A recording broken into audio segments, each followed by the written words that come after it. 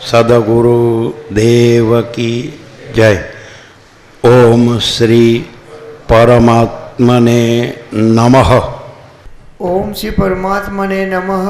संक्षिप्त योग वासिष्ठ उत्पत्ति प्रकरण सर्ग 30-31 पेज नंबर 135 ऐसा जमनी बाजू। उत्पत्ति प्रकरण है, उसका अर्थ यह नहीं कि जगत की उत्पत्ति हुई है, ऐसा नहीं।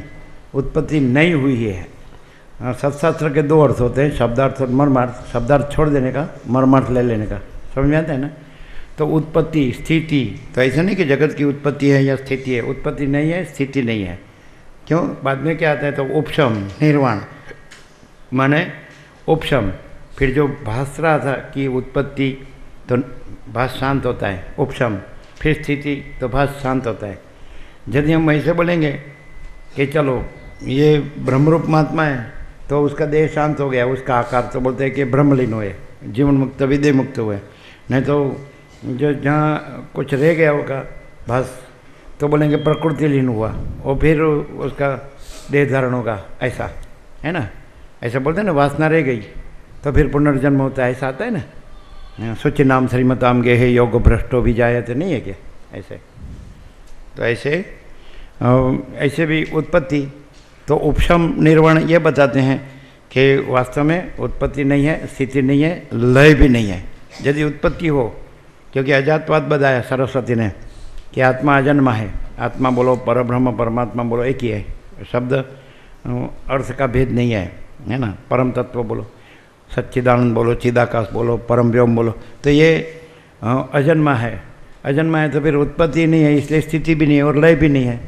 फिर कोई प्रकृति लीन भी नहीं है और कोई ब्रह्मलीन भी नहीं है, कोई जीवन मुक्त विदेह मुक्त भी नहीं है, और कोई ऐसा अलग परम पद नहीं। परम पद ही है, ऐसा कहने का क्या है कि कई बोले परब्रह्म ही है ना, परमात्मा ही है, ऐसा। तो ये कैसे बताते हैं कि पहले वैराग्य, तो वैराग्य का मतलब क्या हुआ कि ये कुछ नहीं है, इसमें कोई सार नहीं, सारा संसार का अनर्थपना, ये वैराग्य है। फिर मुमुक्षत्व, परम पद में पूर्ण विश्रांति की इच्छा। फिर उत्पत्ति, तो उत्पत्ति ऐसा भास नहीं है, स्थिति ऐसा भास नहीं है। पहले ही बता दिया कि इसमें कोई सार नहीं है, इसमें कुछ नहीं चाहिए। क्यों? इसलिए उत्पत्ति नहीं है, स्थिति नहीं है। उत्पत्ति स्थिति नहीं है, इसलिए ऐसा लगा वैराग्य में कि ये कुछ नहीं है, कुछ नहीं चाहिए। फिर लय भी नहीं है, उत्पत्ति नहीं है, इसलिए स्थिति लय नहीं है। फिर उपशम निर्वाण माने क्या कि भास क्यों दिख रहा है? तो धीरे धीरे धीरे फिर जैसा वैराग्य और आत्मज्ञान ये बढ़ता जाएगा। अभ्यास, कल आ गया ब्रह्माभ्यास, तो सरस्वती ने बताया ब्रह्माभ्यास किसको कहते हैं। तो इसी में लगे रहेंगे तो फिर उपशम निर्वाण माने वो जो भास रहा है हुआ नहीं, है नहीं, होगा नहीं, होता नहीं, वो उपशम, शांत शांत शांत। जैसे अनंत महासागर में जल में लहर, ऐसा भास होता है कि ये उत्पन्न हुई, इसकी स्थिति है, चल रही है और अंदर समा रही है, लेकिन देखा तो जल ही जल है, जल में जल ही है, अनंत महासागर ही है, दूसरा कुछ नहीं है। तो वैसे शांत शांत पहले देखेंगे तो तरंग है और उत्पन्न हो रहे हैं, दौड़ रहे हैं, समा रहे हैं, अनंत महासागर के तट पे खड़े रहेंगे तीर पर, तो ऐसा लगेगा। फिर देखेंगे तो कुछ नहीं हुआ है और कुछ होता नहीं है, वो जल ही जल है। वैसे ये भी चैतन्य ही चैतन्य है, कुछ नहीं हुआ है, कुछ नहीं है और कुछ नहीं हुआ है। क्लियर है कि नहीं? तो वैसे वैराग्य, मुमुक्षु, फिर उत्पत्ति, फिर स्थिति, फिर उपशम, फिर निर्वाण पूर्वार्ध, निर्वाण उत्तरार्ध, ऐसा करके परम पद तो है ही, और पूर्ण विश्रांति भी सापेक्ष का ही है। राम बोले मुझे पूर्ण विश्रांति नहीं है, मैं बीच में हूँ, मुझे ये आसार है वो तो लग गया है, इसमें कुछ नहीं चाहिए वो भी लग गया है, लेकिन भास क्यों रहा है? भासना नहीं चाहिए। तो वशिष्ठ बोलते हैं कि तुम भास है उसका प्रक्षेप मत करो। तुम भास को प्रक्षेप करेंगे, माने कैसे प्रक्षेप, माने क्या? रिफ्लेक्शन माने क्या? प्रतिभास। तो हम विचार है ना, विचार निकालेंगे, जैसे सूर्य में से प्रकाश निकलता है कि नहीं, तो उसको प्रक्षेप बोलते हैं, है कि नहीं? सूर्य प्रकाश फेंकता है ना, प्रक्षेप माने फेंकना। तो हम विचार को फेंकते हैं, है ना, और विचार ही मैं और विश्वाभास रूप में भासता है, दृष्टादृश्य रूप में भासता है। तो हम विचार नहीं फेंकते हैं, तो हम ही हम हैं, सब मैं ही मैं हूँ, अनंत पूर्ण महाचिदाकाश। विचार ही संसार है। इसलिए फिर यदि अपने परम पद पूर्ण विश्रांति में आना है सापेक्ष दृष्टि से, तो फिर विचार से ही आना पड़ेगा। विचार फेंकता है, हम विचार फेंकते हैं, प्रोजेक्ट करते हैं, प्रक्षेप रिफ्लेक्ट करते हैं, ठीक है ना। तो विचार ही अपना विचार ही अपने में जैसे स्वप्न रूप भासता है, वैसे ये जगत स्वप्न रूप भासता है। उसमें ये मैं हूँ, ये जगत है, तो ये स्वप्न है, ये मैं नहीं है, ये जगत नहीं है, क्योंकि ये विचार है और विचार नहीं है इसलिए यह नहीं है, और विचार नहीं है और हम है साक्षी परमात्मा। क्लियर हो रहा है सबको? हम साक्षी परमात्मा है, हम में विचार भास है और विचार भास में ये मैं और जगत भास है ना। तो विचार है वो सूक्ष्म है और मैं और जगत स्थूल है। क्लियर हो रहा है ना? तो अभी विचार से जैसे अनुलोम और विलोम, तो अनुलोम में विचार फेंक कर हम मैं और जगत रूप भास रहे हैं, जैसे स्वप्न रूप भास रहे हैं वैसे। तो फिर अभी विचार से 4 मोक्ष के द्वारपाल बताएं, सम विचार संतोष साधु संग। तो इसमें विचार को ज्ञान कहा।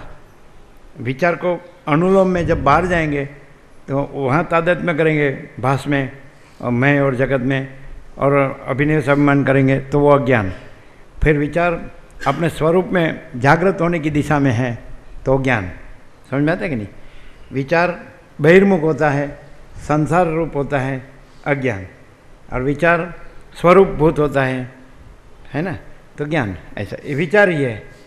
जैसे एक ही सिक्के के 2 पहलू होते हैं, 2 एस्पेक्ट, है ना कि नहीं? तो छाप और कांटा ऐसा बोलते हैं ना, बचपन में खेलते हैं, छाप कांटा, है ना। और 3 मुंह वाला वाघ है ना कि सिंह है, नीचे लिखते हैं सत्यमेव जयते, पीछे अनाज का डूंडा है कि नहीं, 1 रुपया, ऐसा नहीं लिखते हैं, छाप कांटा खेलते हैं ऐसा, है कि नहीं? तो विचार यदि छाप की साइड है सत्यमेव जयते, तो मैं कैवल्य परब्रह्म हूँ, और कांटा की साइड है तो मैं ये जीव हूँ, ये जगत है कि नहीं? है तो एक ही सिक्का, है कि नहीं? तो उल्टी साइड में संसार है और सीधी साइड में परब्रह्म परमात्मा, है ना। एक ही विचार, है ना। अपना माने वैसे हमको कहते हैं शुद्ध चित्त ही ब्रह्म, मलिन चित्त ही जगत। माने ये चित्त का ही सब है भास, समझ आता ना। शुद्ध चित्त हो गया तो फिर वो ब्रह्म ही है। ब्रह्म तो प्रथम से नया आता नहीं, माने पहले चित्त का प्रक्षेप होता है, और चित्त का प्रक्षेप यदि शुद्ध रहता है तब तक वो ब्रह्म है। और चित्त का प्रक्षेप जब मलिन होता है, मलिन माने उसमें ये मैं हूँ, ये सब है, ऐसा भास में आ गया, फिर वो ये है जगत। क्लियर हो रहा है ना सबको? हाँ। सरस्वती लीला वशिष्ठ राम, ये अभी ये क्या हो रहा है? विचार स्वरूप में जा रहा है, नहीं समझे? जन्म हुआ तो क्या हुआ? ये मैं हूँ, ये मेरा घर है, ये मेरा गांव है, ये मेरा माता पिता है, ये मेरे भाई बहन है, ये मेरा कुल कुटुंब समाज ज्ञाति देश दुनिया है ना। ये मैं हूँ, ये दूसरा है, मेरा है, दूसरे का है। तो विचार कहाँ गया? संसार में। फिर अब ये तत्वबोध में विचार कहाँ जा रहा है? स्वरूप में। क्लियर हो रहा है ना?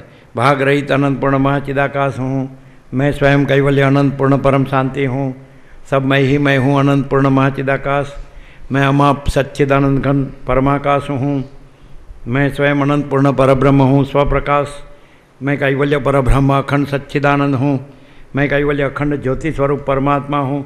ये विचार कहाँ जा रहा है? जो जैसे लहर उठ के फिर महासागर में समा रही है, उसको बोलते हैं उपशम निर्वाण। लेकिन कुछ हुआ नहीं ऐसा। लहर उठी है और फिर उसका उत्पत्ति सीधी लय है, फिर वो समाती है महासागर में, कुछ नहीं होता है। जल में जल ही जल है, जल में जल ही है, उसको बोलते हैं पूर्णमदः पूर्णमिदम्। उसको बोलते हैं महाचिदाकाश स्वसंवेद्य सहज निर्विकल्प, उसको बोलते हैं स्वयं महाचिदाकाश महाधातु महासामान्य। महासामान्य सब जगह की ब्रह्म सत्ता सामान्य, एक ही ब्रह्म की सामान्य सत्ता है। जैसे अनंत महासागर में जल की सामान्य सत्ता है, वैसे ये जो भी कुछ है वो सब में ब्रह्म की सामान्य सत्ता है। जैसे सुवर्ण के जितने भी आभूषण हैं उसमें सुवर्ण की सामान्य सत्ता है, कॉमन, समझते हैं? कॉमन सामान्य। तो वैसे ये सब में ब्रह्म की सामान्य सत्ता है, चैतन्य की। ऐसा तो ऐसे जैसे जैसे जैसे विचार से अनेक और एक दूसरे से अलग अलग भास में आ गए, फिर विचार से विचार शांत होता है। ऐसा देखना, विचार से ही संसार शांत होता है, विचार से ही विचार शांत होता है। फिर क्या है? तब हाँ, है ना, सब मैं ही मैं हूँ अनंत पूर्ण महाचिदाकाश। ये कैवल्य। आगे बढ़ो।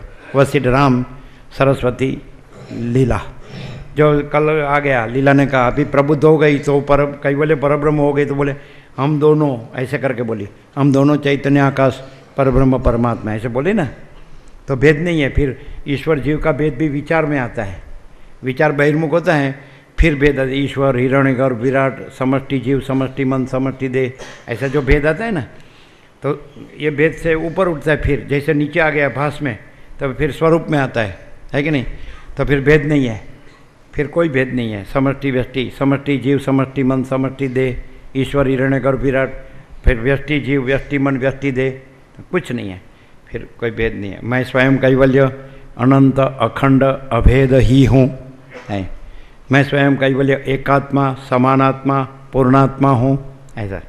मैं स्वयं कैवल्य अनंत पूर्ण निरपेक्षत हूँ, मैं स्वयं कैवल्य अनंत पूर्ण सच्चिदानंद हूँ, मैं स्वयं कैवल्य अनंत पूर्ण परम तत्व हूँ, ऐसा क्लियर है एकदम, है ना।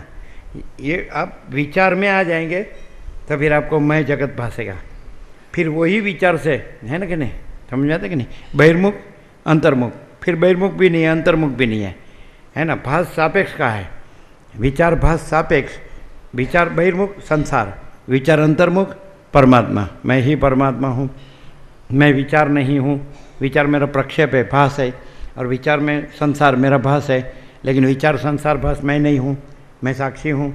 फिर साक्षीपना भी नहीं है, क्योंकि विचार और संसार को का भास देखने जानने सापेक्ष साक्षीपना है, तो विचार और संसार नहीं है, इसलिए साक्षीपना नहीं है। मैं कैवल्य परब्रह्म अखंड सच्चिदानंद हूँ, मैं कैवल्य अखंड ज्योति स्वरूप परमात्मा हूँ, उसमें भास नहीं है, विचार भी नहीं है, संसार भी नहीं है ना। तो ये मुक्ति भी ये भास सापेक्ष का ही है, भास का बंध, मैं मेरा किया इसलिए बंध, फिर मैं मेरा हुआ नहीं है इसलिए मुक्त। तो आत्मा नित्य शुद्ध बुद्ध मुक्त ही है, बद्ध भी नहीं होता है, मुक्त भी नहीं होता है, अज्ञान भी नहीं होता है। ज्ञान अजय भास विचार का प्रक्षेप किया, संसार का प्रक्षेप किया, उसमें मैं मेरा किया, तो फिर अज्ञान, और फिर विचार स्वरूप में जा रहा है ना, सम्यक प्रबुद्ध हो रहा है, तो ज्ञान। लेकिन भास नहीं है इसलिए अज्ञान भी नहीं है, ज्ञान का उपचार भी नहीं है ना। और बस सब मैं ही मैं हूँ, अनंत पूर्ण महाचिदाकाश, सब मेरा ही स्वरूप है। किस स्वरूप से? केवल स्वरूप से सब मेरा ही स्वरूप है, और भास रूप से कोई कुछ नहीं है, विचार रूप से या संसार रूप से, को भास रूप से कोई कुछ नहीं है। क्लियर हो रहा है? आगे बढ़ो। वशिष्ठ राम सरस्वती लीला। श्री राम जी ने पूछा, हे भगवान, सूर शब्द से किस तरह के योद्धा का प्रतिपादन किया जाता है? अभी युद्ध का है ना, इसलिए एकदम लो, अभी युद्ध का वर्णन है इसलिए एकदम लो, फिर तत्वबोध आएगा, वो एकदम तत्वबोध है, लेकिन अभी युद्ध का वर्णन है इसलिए एकदम लो। और तत्वबोध फुल एंड फाइनल हो रहा है। ये थोड़ा दोनों का युद्ध है, सिंधु और ये जो पद्म मर के विदुरथ हुआ है वो, और दोनों सरस्वती ने वो उसने पूछा मुझे दिखाओ वो मेरा पति मर के कहाँ गया है, तो देखो अभी वो युद्ध में मर रहा है विदुरथ होके। श्री राम जी ने पूछा, हे भगवान, सूर शब्द से किस तरह के योद्धा का प्रतिपादन किया जाता है? कौन स्वर्ग का अलंकार है अथवा कौन बच्चों का युद्ध कहलाता है? श्री वशिष्ठ जी ने कहा, हे रघुनंदन, जो शास्त्रोक्त सदाचार से युक्त स्वामी के लिए रणभूमि में युद्ध करता है, वह चाहे मरे या विजयी हो, दोनों अवस्था में सूर कहा गया है, वही स्वर्गलोक का भागी होता है। वशिष्ठ कुछ भी भास का भी वर्णन करे ना, तो भी उसमें तत्वबोध ही होता है, तत्व ही होता है, और जिसका अत्यंत सूक्ष्म और संपूर्ण शुद्ध अवलोकन है ना, उसी को मालूम पड़ता है। हमने एक एक अक्षर वशिष्ठ के देखे, उसमें तत्व के सिवा कुछ नहीं है, हमारा संपूर्ण स्वानुभव है। लगता है कि युद्ध का वर्णन है, लेकिन ऐसा नहीं है, उसमें भी तत्वबोध है। क्योंकि उसका आपको पूर्वापर देखना पड़ेगा कि ये सब ये क्या किया, तो बताएंगे कि मैंने तो ये बताया कि ये सब कुछ नहीं है, ऐसा कहेंगे। समझ में आता है ना? वर्णन करते हैं तो कोई बोलेगा ये नहीं है, तो उसका वर्णन क्यों करते हैं? क्योंकि आपको बहुत बड़ा लगता है ना, इसलिए मैं खुला करके बताता हूँ। तुमको ये सब बड़ा लग रहा है ना, ये मैं खुला करके बताता हूँ कुछ नहीं है, ऐसा है ना। आपको यदि कुछ ना लगे तो मैं नहीं कहूँगा, और आपको बहुत बड़ा लगता होगा तो मैं बताऊँगा कि ये कुछ नहीं है और तुम सब कुछ हो, तुम स्वयं कैवल्य परब्रह्म हो, परम शांति हो। आगे एकदम ले। हाँ, अभी युद्ध के मैदान में मरने के लिए तैयार हो। पूर्वोक्त विधि से विपरीत अत्याचारी स्वामी के लिए युद्ध करके जो रणभूमि में किसी प्राणी के द्वारा अंगों के कट जाने से मृत्यु को प्राप्त होता है वह डिम्बा हव में मारा गया कहलाता है। ऐसा मनुष्य नरकगामी होता है जिसका आचरण शास्त्र के अनुकूल नहीं है। उसके लिए जो मनुष्य युद्ध करता है वह यदि संग्राम में मारा जाए तो उसे सदा बने रहने वाले नरक की प्राप्ति होती है। यथासंभव गीता में कितनी टीका है, कितने भाष्य है, कितने विवेचन है ना। कोई ऐसा कहेंगे कि ये जो भीष्म जैसे हैं, है ना, ये जो द्रोणाचार्य जैसे हैं कि जो उसको जानते हैं कृष्णस्तु भगवान स्वयं, तो भी पांडवों के सामने हैं, दुर्योधन के पक्ष में। कारण बताते तो समाधान नहीं होता है कि हम उसकी रोटी खाइए। क्या रोटी खाने से क्या वो क्या उसका पक्ष लेना चाहिए क्या? ये जो तो समर्थ है वो तो परब्रह्म रूप है, परमात्मा रूप है उसको। तो फिर कृष्ण को, अर्जुन को विषाद मोह शोक हुआ, इसलिए वो तो तर्क करेगा ही, शंका करेगा कि ये तो हमारे वडील है, पूज्य है, इसकी गोद में हम खेले हैं, इन्होंने हमको सब पढ़ाया सिखाया है, सब ज्ञान दिया है, इसके सामने हम हमको बाण से युद्ध करने का, इसको मारने का, ऐसा वैसा। तो कृष्ण क्या कहते हैं, हम तो वो नहीं जानते, हम तो वो नहीं कहते हैं, हम तो ऐसा कहते हैं कि तुम तो धर्मीय युद्ध करो, धर्मीय युद्ध करो, धर्म क्षेत्रे कुरुक्षेत्रे, है ना, समवेता युयोत्सव, है ना, मामका पांडवाश्चैव किम अकुर्वत संजय, है ना, एकदम पहला श्लोक है। तो क्या है, धर्म क्षेत्रे पहला ही शब्द है।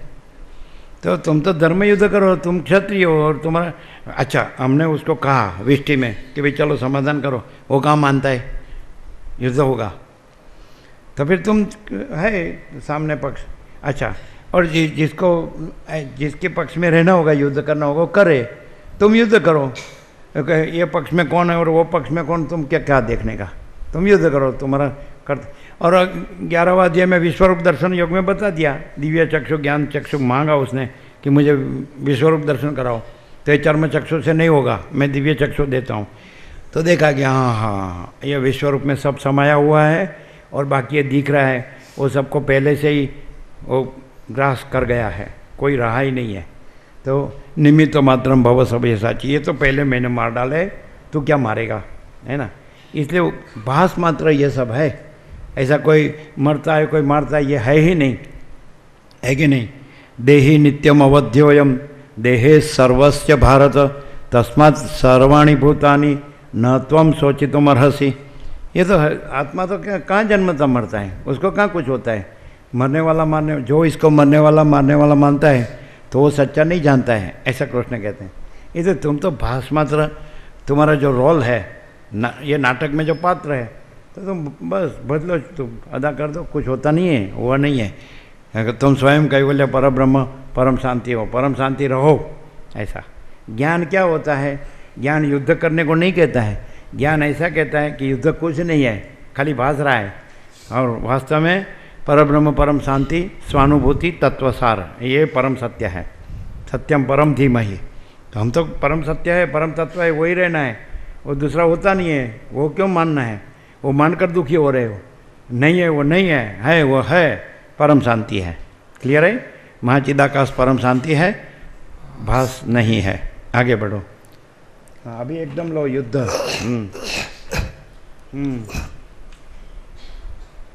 यथासंभव शास्त्र की आज्ञा और लोकाचार का पालन करने वाला जो व्यक्ति रणभूमि में धर्म युद्ध करता है तथा वैसे ही सदाचारी स्वामी का भक्त होता है। युद्ध का मर्मर्थ ऐसे भी ले सकते हैं कि दैवी संपत्ति और आसुरी संपत्ति का युद्ध, ज्ञान और अज्ञान का युद्ध, है कि नहीं, और मुक्ति और बंध का युद्ध, ऐसा ले सकते हैं पॉजिटिवली। बाकी भाषी है, कुछ होता नहीं है, वो तो पहले कह दिया है ना, परम पद ही है, पूर्ण विश्रांति ही है। चलो।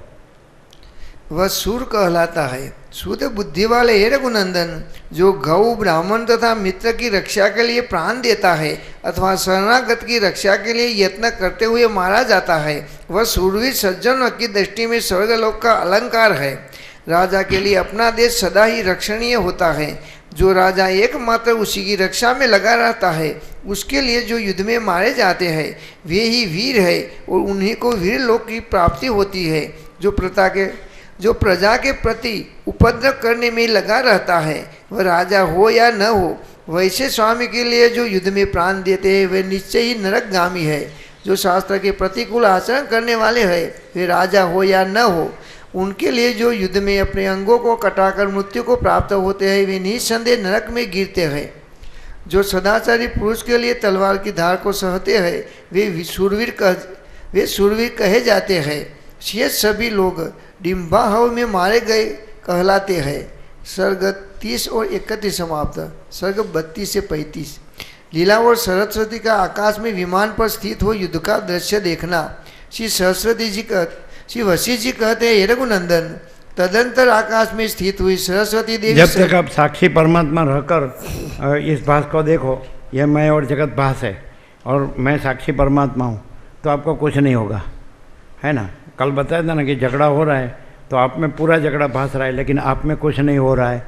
वैसे आप साक्षी परमात्मा में ये सारा दृश्य भास रहा है, मैं और जगत, लेकिन आप में वो कुछ नहीं है ना।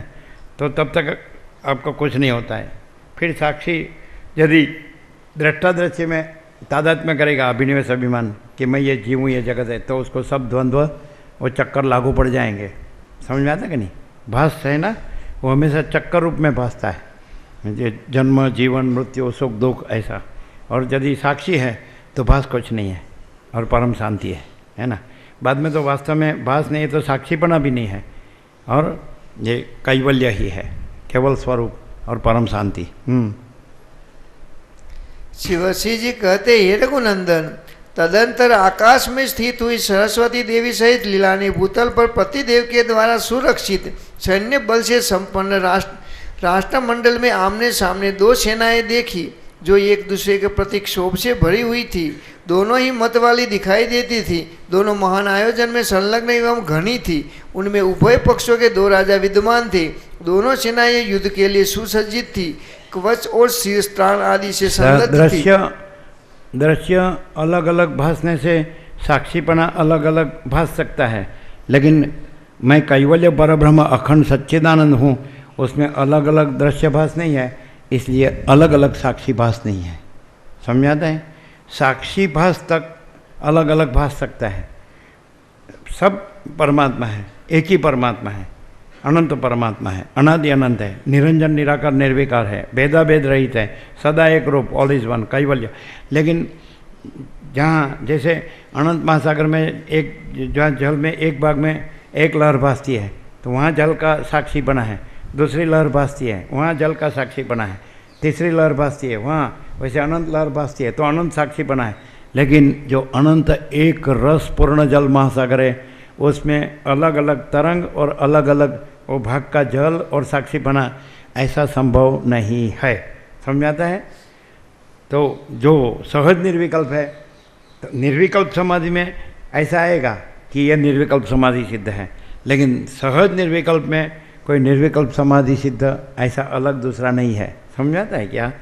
कोई लहर है और वहाँ जल है, भाग का जल है, तो वो लहर से वो उसका तुरीय पने में साक्षी बना है कि मैं ये लहर नहीं हूँ, मैं उसको जानने वाला हूँ। फिर दूसरी लहर भास रही है, वहाँ जो जल है तो वो प्रबुद्ध है, तो बोलेगा वो जल बोलेगा मैं इस लहर का साक्षी हूँ, ये लहर मैं नहीं हूँ, इसका उत्पत्ति स्थिति लय जन्म जीवन मरण सुख दुख मैं नहीं हूँ।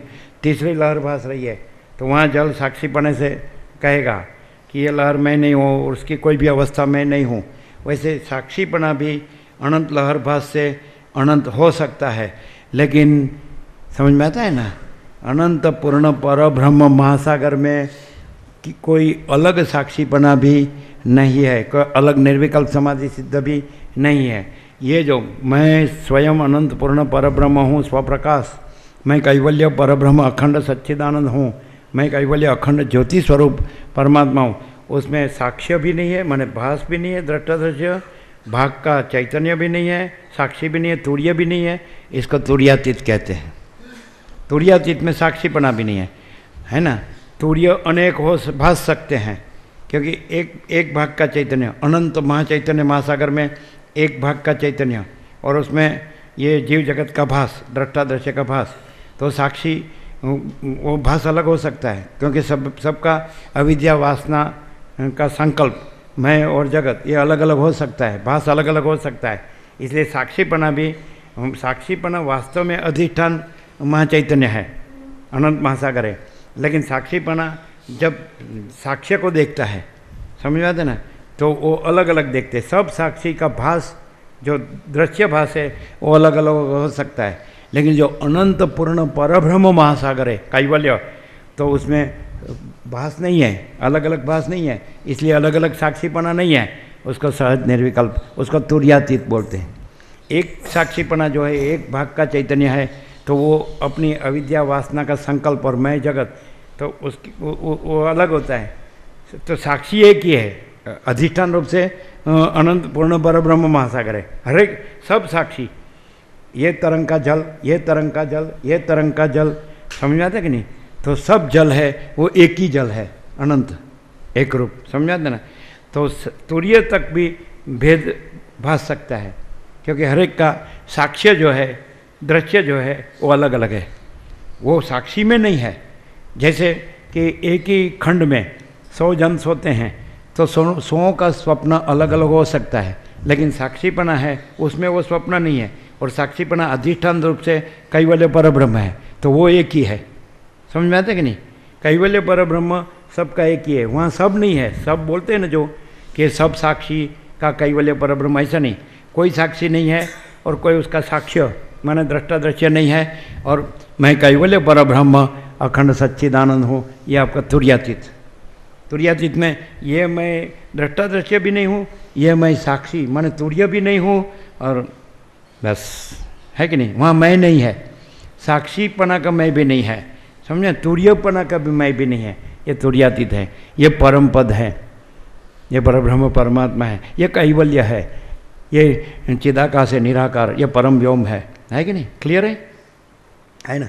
द्वैत नहीं है, अहम नहीं है, व्यक्तिपना नहीं है, साक्षी तक भी ये रहता है, अलगपना भास सकता है, लेकिन परम पद में अलगपना नहीं है ना? क्लियर है ना? तुर्य भी नहीं है, तुर्य अनेक भास सकते हैं क्योंकि तुर्य के दृश्य अनेक और अलग अलग भास सकते हैं, समझ में आता है?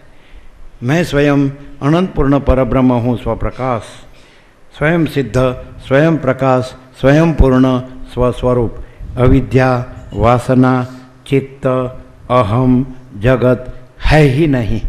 मैं स्वयं अनंत पूर्ण परब्रह्म हूँ, सब मैं ही मैं हूँ, सब मेरा ही स्वरूप है, सब कुछ हूँ, मैं ही सब कुछ हूँ, और मैं ही सब जगह हूँ, और मेरे ऊपर कुछ नहीं, मेरे सिवा कुछ नहीं, मुझ में दूसरा कुछ नहीं, मुझ में होता कुछ नहीं, मैं एक ही हूँ, अनंत हूँ, मैं अनादि अनंत हूँ, मैं निरंजन निराकार निर्विकार हूँ, मैं भेदाभेद रहित हूँ, मैं सदा एक रूप हूँ, ऑल इज वन, मैं कैवल्य हूँ।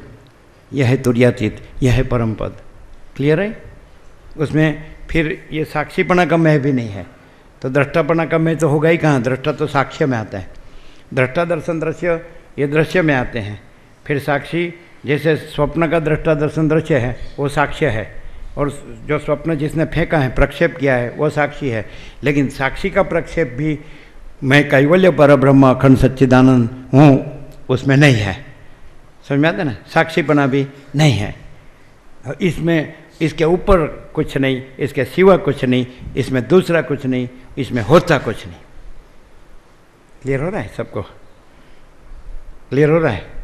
ये एकदम जिसको कैवल्य पूर्ण ब्रह्म कहते हैं ना, पूर्ण ब्रह्म ट्रुथ एब्सोल्यूट है ना, और पूर्ण ब्रह्म अनंत अखंड अभेद जो है सो है, यह है पूर्ण ब्रह्म अनंत अखंड अभेद जो है सो है। इसको तुर्यातीत कहते हैं, इसको परावर कहते हैं, परावर परब्रह्म है ना। श्रुति भी है, श्रुति भी है ना। भिद्यन्ते हृदय ग्रंथि स्थित्यन्ते सर्व संशया है ना, क्षीयन्ते चास्य कर्माणि तस्मिन् दृष्टे परावरे, उसको परावर परब्रह्म परमात्मा कहते हैं। परावर, तो मैं परावर परब्रह्म परमात्मा हूँ, मैं साक्षी भी नहीं हूँ और मैं ये दृष्टा दर्शन दृश्य भी नहीं हूँ। कोई साक्षी नहीं है, कोई दृष्टा दर्शन दृश्य नहीं है, कोई नाम रूप नहीं है, दिशा देश काल द्रव्य क्रिया नहीं है, उत्पत्ति स्थिति लय नहीं है, भेद नहीं है, अनेक और एक दूसरे से अलग अलग, ये कुछ नहीं है, कुछ हुआ नहीं, है नहीं, होगा नहीं, होता नहीं। क्लियर? आगे बढ़ो। अभी युद्ध एकदम ले लो। दोनों सेनाएं युद्ध के लिए सुसज्जित थी, कवच और शिरस्त्राण आदि से सन्नद्ध थी तथा प्रज्वलित अग्नि के समान अद्भुत दिखाई देती थी। पहले कौन प्रहार अथवा अस्त्र शस्त्रों की वर्षा करता है, ये देखने के लिए क्षुब्ध हुई असंख्य नेत्र उन्हें एकटक दृष्टि से देख रहे थे।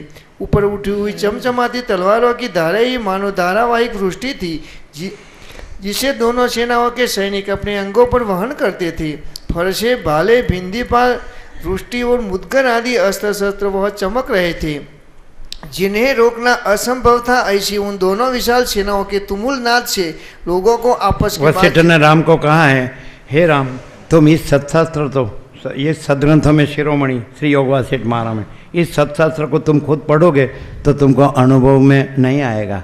तुम किसी परम तत्ववेत्ता से सुनोगे तभी तुमको अनुभव में आएगा। वशिष्ठ राम को कहते हैं कि तुम इस सत्शास्त्र को खुद पढ़ोगे तो अनुभव में नहीं आएगा, किसी परम तत्ववेत्ता से सुनोगे तब अनुभव में आएगा।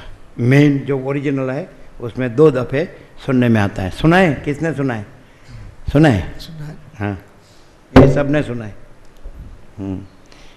तो खुद वशिष्ठ कह रहे हैं और खुद कृष्ण भी कह रहे हैं 4 अध्याय 34वें श्लोक में। खुद ने तो लगाम पकड़ी है इसकी, इसके पास में ही बैठे हैं, फिर भी क्या बोलते हैं? तद विद्धि प्रणिपाते न परिप्रश्न न सेवया उपदेक्षन्ति ते ज्ञानम ज्ञानिनः तत्वदर्शिनः। अरे पर तुम तो है इधर, दूसरे को क्यों बताते हो? अरे यदि मुझ में श्रद्धा विश्वास कम हो तो पूछ लो कोई ज्ञानी तत्वदर्शी को कि मैं सत्य कह रहा हूँ कि नहीं। ना, ये नहीं तो ये नहीं तो ये, लेकिन आना तो उसमें ही पड़ेगा। एक ही है, अनंत है।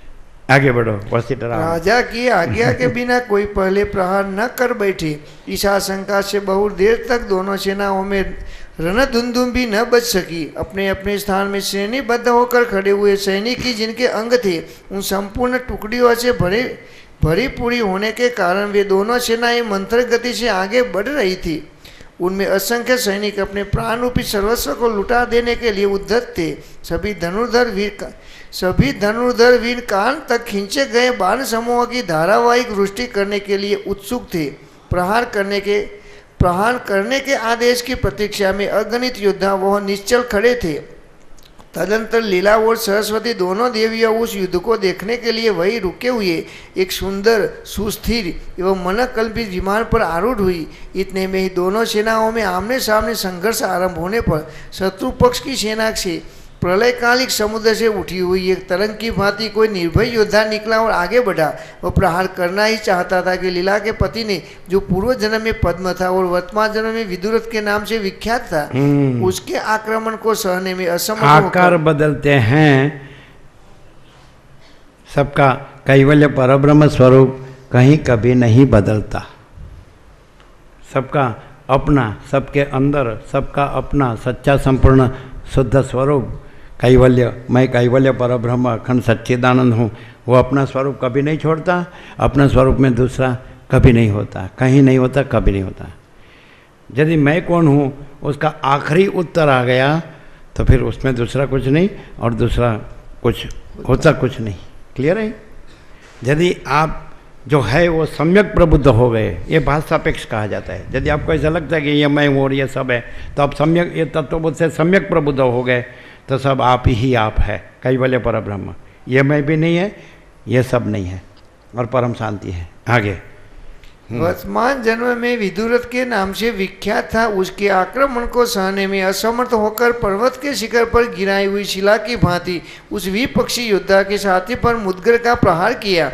फिर तो दोनों सेनाओं में प्रलयकालिक समुद्र के समान वेग से बलपूर्वक अस्त्र शस्त्रों का प्रहार आरंभ हुआ। अग्नितुल्य तेजस्वी आयुधों की प्रभा चपला की चमक के समान सब और चकाचौंध पैदा करने लगी। चंचल अस्त्र शस्त्रों की धारा के अग्रभाग से आकाश रेखांकित सा प्रतीत होने लगा। घर घराते हुए रथों के वेग से जो लिंकें बन गई थी वे ही योद्धाओं के शरीर से निकलकर बहने वाली खून की नदी के लिए मार्ग थी। सैनिकों की दौड़ धूप से इतनी धूल उड़ी कि वह सब और कोहरा सा गया। धारावाहिक रूप से बरसते हुए अस्तर शस्त्र चमचमाहट पैदा करते थे। कुछ सेना रूपी समुद्र का कोलाहल एकत्र हुए संपूर्ण मेघों की क्षोभपूर्ण गर्जना के समान प्रतीत होता था। क्षेपणास्त्रों द्वारा फेंके गए पत्थरों और चक्र समूह से भयभीत हो आकाशचारी पक्षी दूर भाग गए थे। कुठारों के आघात से योद्धाओं के मस्तक विदीर्ण हो गए थे। पूरी शक्ति लगाकर चलाई गई शक्तियों के समूह से छिन्न भिन्न होकर गिरे हुए हाथियों की लाशों से धरती फट गई थी। बड़े बड़े टाढ़ वृक्षों के समान ऊंचे पुरुषों ने हाथ में कुदाल ले वनभूमि खोदकर उसे समतल कर दिया था। जहाँ तक बाण फेंका जा सकता है उससे दूर गुणे प्रदेश में सब ओर से लोगों को हटा दिया गया था और पत्थरों की चट्टानें भी काट छांट कर वहाँ से दूर फेंक दी गई थी। नाराज रूपी श्रेष्ठ जल की वर्षा करने वाले वीर समूह रूपी मत वाले मेघों के गिर आने से जो कबंध रूपी मोर नाचने लगे थे तथा वेग से चक्कर काटते हुए मदमत्त गजराज रूपी पर्वतों से जो आविष्ट था वह वेग पूर्वक चलता हुआ युद्ध वह प्रलय काल सा दृश्य उपस्थित कर रहा था। तदंतर युद्ध की इच्छा रखने वाले राजाओं, योद्धाओं, मंत्रियों तथा आकाश से संग्राम का दृश्य देखने वाले देव, गंधर्व आदि के मुख से वह इस तरह की बातें निकलने लगी। देखो, तुरंत के कटे हुए मस्तकों के मुख रूपी गड्ढे में गोते लगाती हुई सफ़ेद चीलों से व्याप्त हुई ये कबंध यानी धड़ सम्रांगण में बजते हुए वाद्यों के ताल पर उछल उछल कर नाच रहे हैं। देवताओं की गोष्ठियों में परस्पर यह चर्चा चल रही है कि कौन धीर पुरुष कब, कैसे और क्यों स्वर्ग आदि लोकों में जाएंगे। कुछ लोग ऐसी बातें कर रहे थे, हे मूढ़ो, आगे बढ़कर युद्ध करो, अधमरे मनुष्यों को उठा ले जाओ। हे नराधमों, इन अपने ही लोगों को पैरों के पहाड़ से कुचल न डालो। जैसे सोया हुआ मनुष्य थोड़ी देर में स्वप्न देह को प्राप्त कर लेता है, उसी प्रकार युद्ध में मारा गया योद्धा मरणकालिक मूर्छा के पश्चात एक ही निमिष में अपने कर्म रूपी शिल्पी यानी सृष्टा द्वारा रचित देव शरीर को प्राप्त कर लेता था। उसे युद्ध स्थल में परस्पर छेदन भेदन के लिए उठे हुए हस्त समूह से भूषंडी, शक्ति, शूल, खड्ग, मुसल और प्रास नामक अस्त्र शस्त्रों की वर्षा हो रही थी। परस्पर चलाए गए युद्ध हेतु अस्त्र शस्त्र आपस में टकराकर चूर चूर हो जाते थे। उन भयंकर आयुधों के चूरने से हुआ वह संग्राम रूपी समुद्र भालू का राशि से परिपूर्ण सा जान पड़ता था। काट कर गिरे हुए शत्रु उस रण सिंधु में उड़ती हुई तरंग के समान प्रतीत होते थे। युद्ध में थका हुआ कोई सैनिक अपने दूसरे साथी से कह रहा था, हे मित्र, संग्राम में थक जाने के कारण मेरी ही तरह तुम्हारी भी लड़ने की इच्छा शांत हो गई होगी। अतः मैं एक अच्छी बात बता रहा हूँ, सुनो। जलती हुई आग के समान उज्जवल बाण जब तक हम लोगों के अंगों के टुकड़े टुकड़े नहीं कर डालते तभी तक हमारे लिए निकल भागने का अवसर है। इसलिए आओ हम लोग शीघ्र ही यहाँ से भाग चले, क्योंकि ये जो चौथा पहर बीत रहा है यमराज का ही दिन है। अतः इस समय यह रहने से प्राणों की रक्षा असंभव हो जाएगी। हे रघुनंदन, तदंतर वह समर सागर उद्धत तांडव नृत्य करने वाले उन्मत्त के समान प्रतीत होने लगा। उड़ जाने के लिए उद्धत हुए अश्व ही उसमें उत्ताल तरंग के समान जान पड़ते थे। बाण रूपी जल की धारा से घनीभूत हुए सैन्य रूपी मेघों ने वहाँ के भूतल और आकाश को आच्छादित करके एक सा कर दिया था। दोनों विशाल सेना रूपी महासागरों की क्षोभजनित टक्कर से वहाँ लोगों में दौड़ भाग मच गई।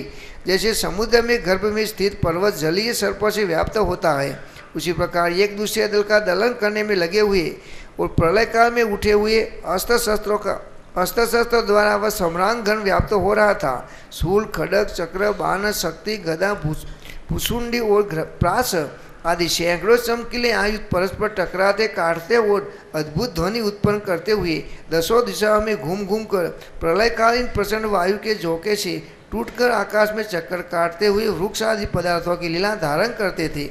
सर्ग 32 से 35 समाप्त। सर्ग 36 युद्ध का वर्णन तथा उभय पक्षों सहायता देने वाले विभिन्न जनपदों और स्थानों का उल्लेख। श्री वशी जी कहते, हे रघुनंदन, दोनों सेनाओं में जो महान धर्मनिष्ठ, सुशील, ओजस्वी, धैर्यशाली, शुद्ध, कुल कमल और युद्ध में कभी पीठ न दिखाने वाले शूरवीर थे, उनमें परस्पर द्वंद्व युद्ध होने लगा। वे मेघों के समान गर्जना करते हुए एक दूसरे को निगल जाने के लिए उत्सुक हो दो नदियों के वेग युक्त प्रवाहों के समान एक दूसरे से भिड़ते और टकराते थे। चक्रधारी योद्धा चक्रचारियों से उलझ गए, धनुर्धर वीर धनुर्धरों से भिड़ गए, खड्ग से युद्ध करने वाले सैनिक खड्गधारियों से जूझने लगे। भाले वाले भाले वालों से, मुद्गरधारी मुद्गरधारियों से, गदाधारी गदाधारियों से, शक्ति से युद्ध करने वाले शक्तिधारी योद्धाओं से, सूर्य वालों से, त्रिशूलधारियों से, वो लोहे की जंजीरों का जालीदार कोट पहनने वाले योद्धा अपने वैसे ही विपक्षी योद्धा से इस तरह वेगपूर्वक युद्ध करने लगे मानो प्रलय काल के विक्षुब्ध महासागरों की तरंगे आपस में टकरा रही हो। वह युद्धाकाशरूपी महासागर वह अद्भुत शोभा पा रहा था। शोकपूर्वक चलाए गए चक्र समूह उसमें भंवरे के समान जान पड़ते थे। वह बहने वाली वायु में बाण रूपी जल के कण व्याप्त हो रहे थे और आयुध रूपी मगर उसमें सब और विचर रहे थे। विद्या, बुद्धि, बल, शौर्य, अस्त्र, शस्त्र, अश्व, रस और धनुष, ये युद्ध के दिव्य 8 साधन जिनके पास मौजूद थे। ऐसे सैन्य समूह 2 पक्ष होने के कारण आधे आधे भाग से दोनों पक्षों में बंटकर क्रोधपूर्वक युद्ध के लिए खड़े थे। ये दोनों नरेश विदुरथ और सिंधुराज भी तदनुसार ही स्थित थे। हे रघुनंदन, मध्य देश को आदि यानी मुख्य स्थान मानकर वहीं से दिशा की गणना करने पर लीला के पति महाराज पद्म जो वर्तमान समय में विदुरथ थे, वे उनके पक्ष में उनकी सहायता के लिए पूर्व दिशा से जिस जिस जनपद के लोग आए थे उन सबके नाम बताता हूँ, सुनो। पूर्व दिशा में स्थित जो कौशल, काशी, मगध, मिथिला, उत्कल, मेखल, कर्कर, मुद्र, संग्राम, सौलंक, मुख्य, हिम, रुद्र मुख्य, ताम्रलिप्त, प्राग ज्योतिष, अश्वमुख, अंबष्ट, पुरुषार्धक, वर्णक्रोष्ट, सविश्वोत्र, आममिजनासन, व्याघ्रवक्त्र, किरात, सौवीर और एक पादक, ये 24 जनपद है। इनके निवासी योद्धा राजा की सहायता के लिए आए थे। इसके सिवाय पूर्व दिशा में जो माल्यवान, शिबी, आंजन, वृषल, ध्वज, पद्म तथा उदयगिरी नामक 7 पर्वत है, वहाँ के निवासी भी राजा पद्म के पक्ष में पधारे थे। पूर्व दक्षिण दिशा में जो विंध्य आदि के निवासी है वे भी आए थे। इनके अतिरिक्त चेदी, वत्स, दशार्ण, अंग, भंग, उपभंग, कलिंग, पुंड्र, जठर, विदर्भ, मेखल, सबरा, ननवर्ण, कर्ण, त्रिपुर, पूरक, कंटक स्थल, पृथक दीपक, कोमल, कर्णांध्र, चौलिक, चार्मण्यवत, काकक, हेमकुंड, श्मश्रुधर, बलिग्रीव, महाग्रीव, किष्किंध और नालिकेरी इन देशों के निवासी वीर भी लीलापति की सहायता में आए थे। हे रघुनंदन, दक्षिण दिशा में जिन जिन देशों के नरेश लीलापति के सहायक थे उनके नाम इस प्रकार है। विंध्य, कुसुमापीठ, महेंद्र, दुर्धर, मलय और सूर्यवान इन सह पर्वतों के आसपास जो समृद्धशाली गणतंत्र राज्य थे वहाँ के सैनिक भी वहाँ पधारे थे। इनके सिवा अवंती और सांबवती नाम से विख्यात देश दसपुर, कथाचक्रार, ईशिक, आतुर, कश्यप, वनवासोपगिरी, भद्रगिरी, नागर, दंडक, घनराष्ट्र, नृराष्ट्र, साहस, शैवस, ऋष्यमुख, करकोट, वनबिंबल, पंपा निवासी, कैरक, कर्कवीरक, स्वेरिक, यासिक, धर्मपत्तन, पंजिक, काशिक, तृणखल्लूल, याद, ताम्रपर्णक, गौनर्द, कनक, दिनपत्तन, मामक, ताम्रिक, दंभर, आकीर्णक, सहकार, येनक, वैतुंडक, तुम्बवनाल, अजिनद्वीप, कर्णिकाभ, शिबी, कोंकण, चित्रकूट, कर्णाट, मंटवटक, महाकटकीक, आंध्र, कोलगिरी, अवंतिक, निचेरिक, चंडायत, देवनक, कौंच, वाह, शिलाक्षारोद, भूनंद, मर्दन, मलय और चित्रकूट शिखर के वासी मनुष्य तथा लंका के राक्षस गण भी उस युद्ध में सम्मिलित हुए थे। अब पश्चिम दक्षिण दिशा के देश बताए जाते हैं जो के निवासी लीलापति के सहायक थे। महाराष्ट्र, सौराष्ट्र, सिंधु, सौवीर, शूद्र, आभीर, द्रविड़, कीटक, सिद्धखंड, कालीरूह, हेमगिरी, रैवतक पर्वत, जयकच्छ, मयवर जो यवन जाति के लोग रहते थे, वाहलिक, मार्गणावंत, धूम्र, तुम्बक, लाजगण, उक्त दिशा के पर्वतवासी, समुद्र तटवर्ती तथा तोकनयूत नामक स्थान के निवासी ये सब लीलापति की सहायता में आए थे। हे रघुनंदन, जो लोग लीलापति के विपक्ष में आए थे उनके इन जनपदों का वर्णन सुनो। पश्चिम दिशा में जो ये ऊंचे और बड़े बड़े पर्वत है पहले उनके नाम बताए जाते हैं। गिरिराज, मणिमान, कुरार्पण गिरी वन अर्कह मेघभव चक्रवान और अस्ताचल इन सब के निवासी उक्त नरेश के विपक्ष में आए थे। इनके अतिरिक्त जो काश नामक गणों और ब्राह्मण समूह का अंत करने वाले थे, वे पंचजन नामक गणतंत्र राज्य के सैनिक भी युद्ध के लिए आए थे। इसी प्रकार भारक्ष तथा पारक शांतिक सैब्य आरमरकाय अच्छ अगुहुत्व अनियम अय्य सूर्य गाय ताजिक हुक दक्षिण कतक और उत्तर कतक देशों के पार्श्व भाग में स्थित कर्क देश गिरिपर्ण और अवम इन सब देशों के निवासी मलेशिया जाति के अंतर्गत है, क्योंकि इन्होंने धर्म की मर्यादा का सर्वथा त्याग कर दिया है। ये सभी राजा विदुरथ के विपक्ष में आए थे। तदनंतर 200 योजन तक की भूमि जनपदों से रहित है।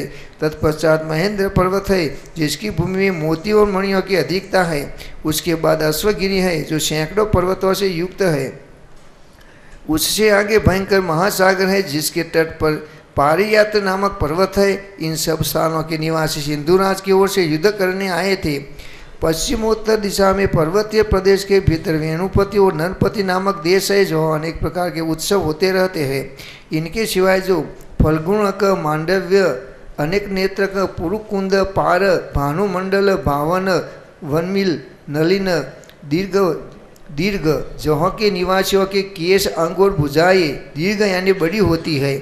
रंग स्तनिक गुरुह और लूह नाम वाले देश है, उनके निवासी भी सिंधुराज की ओर से आए थे। तदनंतर अनुपम स्त्री राष्ट्र है, जहाँ के लोग गाय बैल और अपनी संतान तक को खा जाते हैं।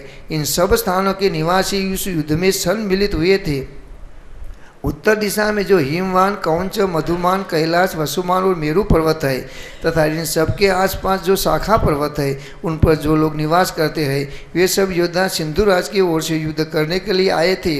इनके सिवाय मद्र वारेव योधेय मालव सुर सैनिक राजन्य अर्जुनातनय तिगर्त एकपात शूद्र आमबल स्वस्थवासी अबल प्रखल शाक क्षेमधूर्ति दशधान गावसन्य दंड अन्यसन धनद सरक वटधान अंतर्द्वीप गंधार अवंती सूर तक्षशिला विलव गोधनी पुष्करावर्त देश के अंतर्गत यशोवती नाभिमती तीक्षा कालवर काहक नगर सुरभूतिपुर रतिकादर्श अंतरादर्श पिंगल पांडव यामुन यातुधानक मानव नांगन हेमताल स्वसमुख इन देशों के निवासी भी उस युद्ध में सिंधुराज की ओर से आए थे।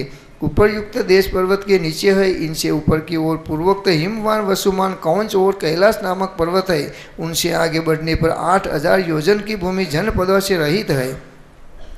पूर्वोक्त दिशाओं में जो जनपद है, क्रमशः उनके नाम सुनो।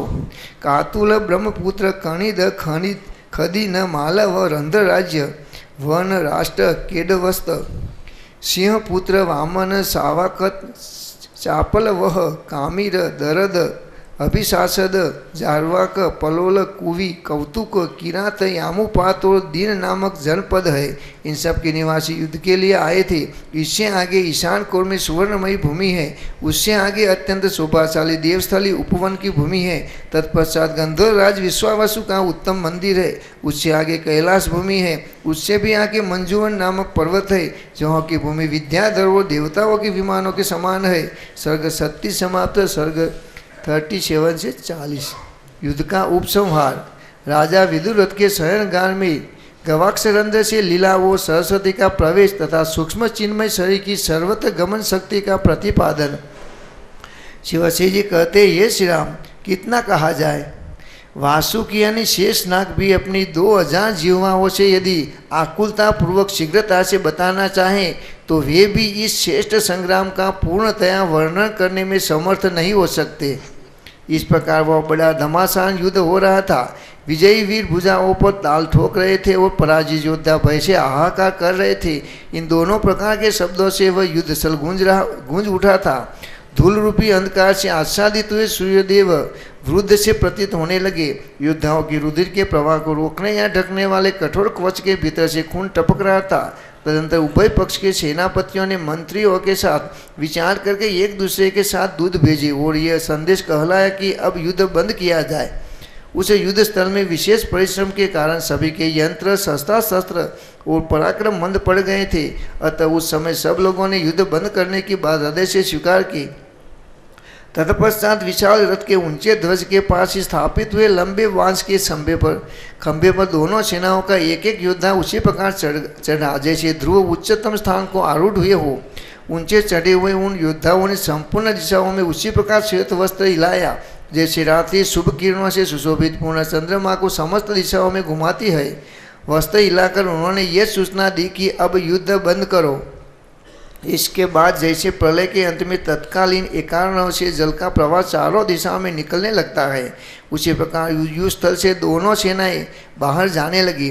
सारी रणभूमि मुर्दाओं के ढेर से पट गई थी। जो तो खून की नदियाँ बह रही थी वो सब, और घायल योद्धाओं के चित्कार सुनाई पड़ते थे। वह रणभूमि मृत्यु के उद्यान की भांति जान पड़ती थी। वह मरकर गिरी हुई असंख्य घोड़ों, हाथियों, मनुष्यों, राजाओं, सारथी सहित रथों और कटी हुई ऊंटों की गर्दनों से जो रक्त का प्रवाह सब और फैल रहा था, उससे एक सुंदर नदी प्रवाहित हो चली। खून से भिगे हुए अस्त्र शस्त्र वह जल से सिंची हुई हरी भरी लताओं के समान जान पड़ते थे। वह रणोद्यान प्रलय काल में पर्वतों सहित विध्वंस हुए संपूर्ण जगत की भांति दृष्टिगोचर हो रहा था। सूर्यास्त के पश्चात आकाश, पर्वत, उसके निकुंज और उसकी गुफा के भीतर फैलकर पिंड के समान एकत्र हुए घने अंधकार का समूह काले मेघों की घटा के समान वह सब ओर सा गया था। चंचल भूतों के वेग से व्याकुल हुआ वह रण क्षेत्र प्रलय काल की वायु से कंपित लोकों और उनके उपकरणों से युक्त ब्रह्मांड के समान जान पड़ता था। तदंतर जब सर्वत्र नीरवता छा गई, अंधकार का संचार हो गया, संपूर्ण दिशाओं के लोगों की आंखें निद्रा से बंद हो गई। उस समय उदार हृदय लीलापति कुश खिन्न चित्त से होकर चंद्रमा के मध्य भाग के सदृश मनोहर तथा शीतल कमरों वाले अपने सुंदर महल में पूर्ण चंद्रमा के समान आकार वाली और बर्फ के समान शीतल श्वेत शैया पर अपने नेत्र कमलों को बंद करके सो गए और 2 ही घड़ी में उन्हें गहरी नींद आ गई। तत्पश्चात वे दोनों ललनाएं उस युद्ध स्थल के आकाश को छोड़कर उस राजमहल में खिड़कियों के छेदों से उसी प्रकार घुस गई जैसे वायु की 2 रेखाएं उसी छोटे रंध्र मार्ग से अध खिले कमल के भीतर प्रविष्ट हुई हो। श्री राम जी ने पूछा, हे विद्वान वक्ताओं में श्रेष्ठ प्रभु, यह इतना बड़ा स्थूल शरीर तंतु के समान सूक्ष्म छेद की राह से किस प्रकार उस घर में प्रविष्ट हुआ? श्री वशिष्ठ ने कहा, हे रघुनंदन, जिस पुरुष ने पहले दीर्घ काल से यह अनुभव किया हो कि मैं स्थूल शरीर नहीं हूँ, शुद्ध चिन्मय आत्मा हूँ, अतः सभी स्थानों में जा सकता हूँ, वह पीछे चलकर स्थूल देह की अवरोधक आदि क्रियाओं से कैसे युक्त हो सकता है? क्योंकि वह उसी चेतन का अंश है जो सर्वत्र जाने में समर्थ है, जिसकी आकृति स्वप्नगत पुरुष या संकल्प कल्पित पुरुष के समान है। आकाश मात्र ही जिसका आकार है, अर्थात जो वास्तव में स्थूल आकार से रहित है, उसे कौन कैसे रोक सकता है? जीव जहाँ मरता है उसी स्थान को शीघ्र देखता है, और वही उसे अनेक भुवनों से युक्त ये विस्तृत प्रपंच इसी रूप में स्थित सा दिखाई देता है। आगंतुक देह आदि से आत्मा हुआ सा यह चेतन आकाश रूपी जीव देह आदि को ही आत्मा समझकर निर्मल चिन्मय आकाश में ही यह मैं हूँ, यह जगत है, इस आकाश रूप यानी शून्य भ्रम का अनुभव करता है। इस जगत रूपी भ्रम में देवताओं, अमरावती आदि श्रेष्ठ नगरों, मेरु आदि पर्वतों, सूर्य, चंद्रमा और तारा समूह के कारण अपूर्व सौंदर्य प्रतीत होता है। इस भ्रम रूपी वृक्ष के खोखले में जरा, मृत्यु, व्याकुलता तथा नाना प्रकार की आदि व्याधियों ठूंस ठूंस कर भरी हुई है। इसमें अपने अभिष्ट वस्तु की प्राप्ति और अनिष्ट वस्तु के निराकरण के लिए स्थूल, सूक्ष्म, चर अचर सभी प्राणी उद्योगशील है, तथा ये भ्रम रूपी प्रपंच समुद्र, पर्वत, नदी, अनेक अधिपति, दिन रात, कल्प, क्षण और प्रलय इन सबसे युक्त है। इस प्रकार यद्यपि यह विश्व दीवाल की तरह स्थूल एवं स्थिर दिखाई देता है, तथापि मनन यानी मन के संकल्प सिवाय और कुछ नहीं है। मनन करने पर यह चल यानी अस्थिर ही सिद्ध होता है। तुम इस समय मन में अपने अनुभव के अनुसार उसके स्वरूप पर विचार करो। जो ही चेतन आकाश रूप परमात्मा है वही मन रूप कहा गया है, और जो ही चेतन आकाश रूप परमात्मा है वही परम पद है। चेतन आकाश स्वरूप परमात्मा का अभूत यानी असत्य अथवा अनादि मायाकाश में या सूक्ष्म भूतों के कार्य रूप चित्ताकाश में जो स्फुरन है वही नाम और रूप से नाना भाव को प्राप्त होने वाला जगत कहा जाता है। लीला और सरस्वती दोनों निष्पाप देवियों परमात्मा के तुल्य विशुद्ध एवं चिदाकाशमय शरीर से युक्त थी, इसलिए वे सर्वत्र जा सकती थी। उनके लिए कहीं भी प्रवेश करने में कोई बाधा नहीं थी। वे चिदाकाश में जहाँ जहाँ अपने को प्रकट करने की इच्छा करती थी वह सदा ही अपनी रुचि और अभिलाषा के अनुसार प्रकट हो जाती थी।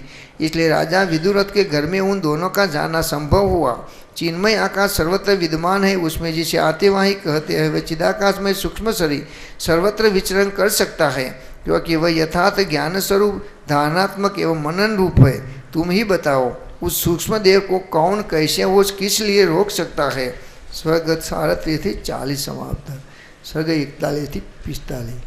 राजा पद्म के भवन में सरस्वती और लीला का प्रवेश और राजा द्वारा उनका पूजन, मंत्री द्वारा राजा का जन्म वृत्तांत वर्णन, राजा विदुरथ और सरस्वती देवी की बातचीत, वशिष्ठ जी द्वारा अज्ञान अवस्था में जगत और सपना की सत्यता का वर्णन, सरस्वती द्वारा विदुरथ को वर प्रदान, नगर पर शत्रु का आक्रमण और नगर की दुर्वस्था का कथन, भयभीत हुई राजमहिषी का राजा की शरण में आना, लीला को दूसरे वर रूप राजा पद्म की प्राप्ति। श्री वशिष्ठ जी कहते हैं, ये श्री राम, उन दोनों देवियों के प्रवेश करने पर राजा पद्म के भवन का भीतरी भाग उज्ज्वल सटा से सुशोभित हो गया, मानो वह 2 चंद्रमा उदय हो गए हो। उसमें मंदार पुष्प का स्पर्श करके आई हुई शीतल मंद सुगंध वायु चलने लगी। उन देवियों के प्रभाव से राजा के अतिरिक्त अन्य स्त्री पुरुष निद्रा के वशीभूत हो गए, परंतु चंद्रदेव के समान शीतल उन दोनों के शरीर के प्रभाव पुंज से आह्लादित होकर राजा पद्म की निद्रा भंग हो गई, मानो उस पर अमुक छिड़क गया हो। उठते ही उसने 2 दिव्य नारियों को देखा जो 2 आसनों पर विराजमान थी। उन्हें देखकर ऐसा लगता था मानो मेरू पर्वत के 2 शिखरों पर 2 चंद्रमंडल उदित हो गए हों। यह देखकर राजा का मन विस्मय आविष्ट हो गया। फिर क्षण भर मन ही मन विचार करके वह अपनी सैया से उठ पड़ा, ठीक उसी तरह जैसे चक्र गदाधारी भगवान विष्णु शेष सैया से उठते हैं। तत्पश्चात उसने सोते समय अस्त व्यस्त हुई अपने माला, हार और अधो वस्त्रों को यथास्थान ठीक किया। फिर सिरहाने रखी हुई फूलों की डालियों में से माली की तरह स्वयं ही अत्यंत खिले हुए पुष्पों से अपनी अंजलि भर ली और भूमि पर ही पद्मासन लगाकर वह नम्रतापूर्वक देवियों से कहने लगा, हे देवियों, आप दोनों जन्म दुखमय जीवन व त्रिविधि ताप रूपी दोषों का समन करने के लिए चांदनी के समान तथा बाह्य और आंतरिक अज्ञान अंधकार का विनाश करने के लिए सूर्य की प्रभा के तुल्य है। आपकी जय हो। यह कहकर राजा ने उन देवियों के चरणों पर पुष्पांजलि समर्पित की। तदनंतर देवी सरस्वती ने लीला से राजा का जन्म वृत्तांत वर्णन करने के लिए पार्श्व में ही पड़े हुए मंत्री को अपने संकल्प से जगाया। जागने पर मंत्री ने उन दोनों दिव्य नारियों को देखकर उन्हें प्रणाम किया और उनके चरणों में पुष्पांजलि समर्पित करके विनयपूर्वक वह उनके आगे खड़ा हो गया। तब देवी ने राजा से पूछा, हे राजन, तुम कौन हो, किसके पुत्र हो और यह कब पैदा हुए हो? ऐसा प्रश्न सुनकर मंत्री ने उत्तर देना आरंभ किया, हे देवियों, आप लोगों का एक कृपा प्रसाद है जो मैं आपके समक्ष भी बोलने में समर्थ हो सका हूँ। अतः आप मेरे स्वामी का जन्म वृत्तांत सुनिए। प्राचीन काल में ये कुंदरथ नाम के राजा हो गए जो इक्ष्वाकु वंश में उत्पन्न हुए थे। वे परम शोभाशाली थे। उनके नेत्र कमल के समान सुंदर थे। उन्होंने अपनी भुजाओं की छाया से सारे भूमंडल को आच्छादित कर लिया था। उन्हीं नरेश के भद्ररथ नामक पुत्र उत्पन्न हुआ जिसके मुख की क्रांति चंद्रमा के समान थी। उन भद्ररथ के विश्वरथ, विश्वरथ के बुहद्रथ, बुहद्रथ के सिंधुरथ, सिंधुरथ के शैलरथ, शैलरथ के कामरथ, कामरथ के महारथ, महारथ के विष्णुरथ और विष्णुरथ के पुत्र नभोरथ हुए। ये हमारे राजा उन्हीं महाराज नभोरथ के पुत्र है। ये अपने पिता के समान पुण्यपुंजों के फलस्वरूप क्षीरसागर से उत्पन्न हुए चंद्रमा की भांति प्रकट हुए हैं। जैसे पार्वती से गुह की उत्पत्ति हुई थी उसी प्रकार ये अपनी माता सुमित्रा के गर्भ से दूसरे स्कंद की भांति पैदा हुए हैं। इनकी आकृति पूर्ण चंद्रमा के समान निर्मल है। इन्होंने अपने अमृत तुल्य गुणों से जनता को भली भांति तृप्त कर दिया है। ये विदुरथ नाम से विख्यात है। जब इनकी अवस्था 10 वर्ष की थी तभी इनके पिता इन्हें राज्यभार सौंप कर वनवासी हो गए थे। ये तभी से इस भूमंडल का धर्मपूर्वक पालन कर रहे हैं। आज पुण्य रूपी वृक्ष के फलित होने पर आप दोनों देवियों का यह शुभागमन हुआ है, क्योंकि दीर्घ तप आदि सैकड़ों क्लेश उठाने पर भी आपका दर्शन मिलना कठिन है। इस प्रकार विदुरथ नाम से प्रसिद्ध है महिपाल आज आपके दर्शन प्रदान रूप प्रसाद से परम पवित्र हो गए। यह कहकर जब मंत्री चुप हो गया तथा भूपाल भूतल पर पद्मासन लगाकर हाथ जोड़े सिर नीचा किए बैठे रहे। उस समय सरस्वती देवी ने, हे राजन, तुम विवेक द्वारा स्वयं ही अपने पूर्व जन्म का स्मरण करो, यह कहकर उनके मस्तक पर अपना हाथ फेरा। देवी सरस्वती के कर स्पर्श से राजा पद्म यानी विदुरथ का हृदय अंधकार एवं माया सबके सब नष्ट हो गए।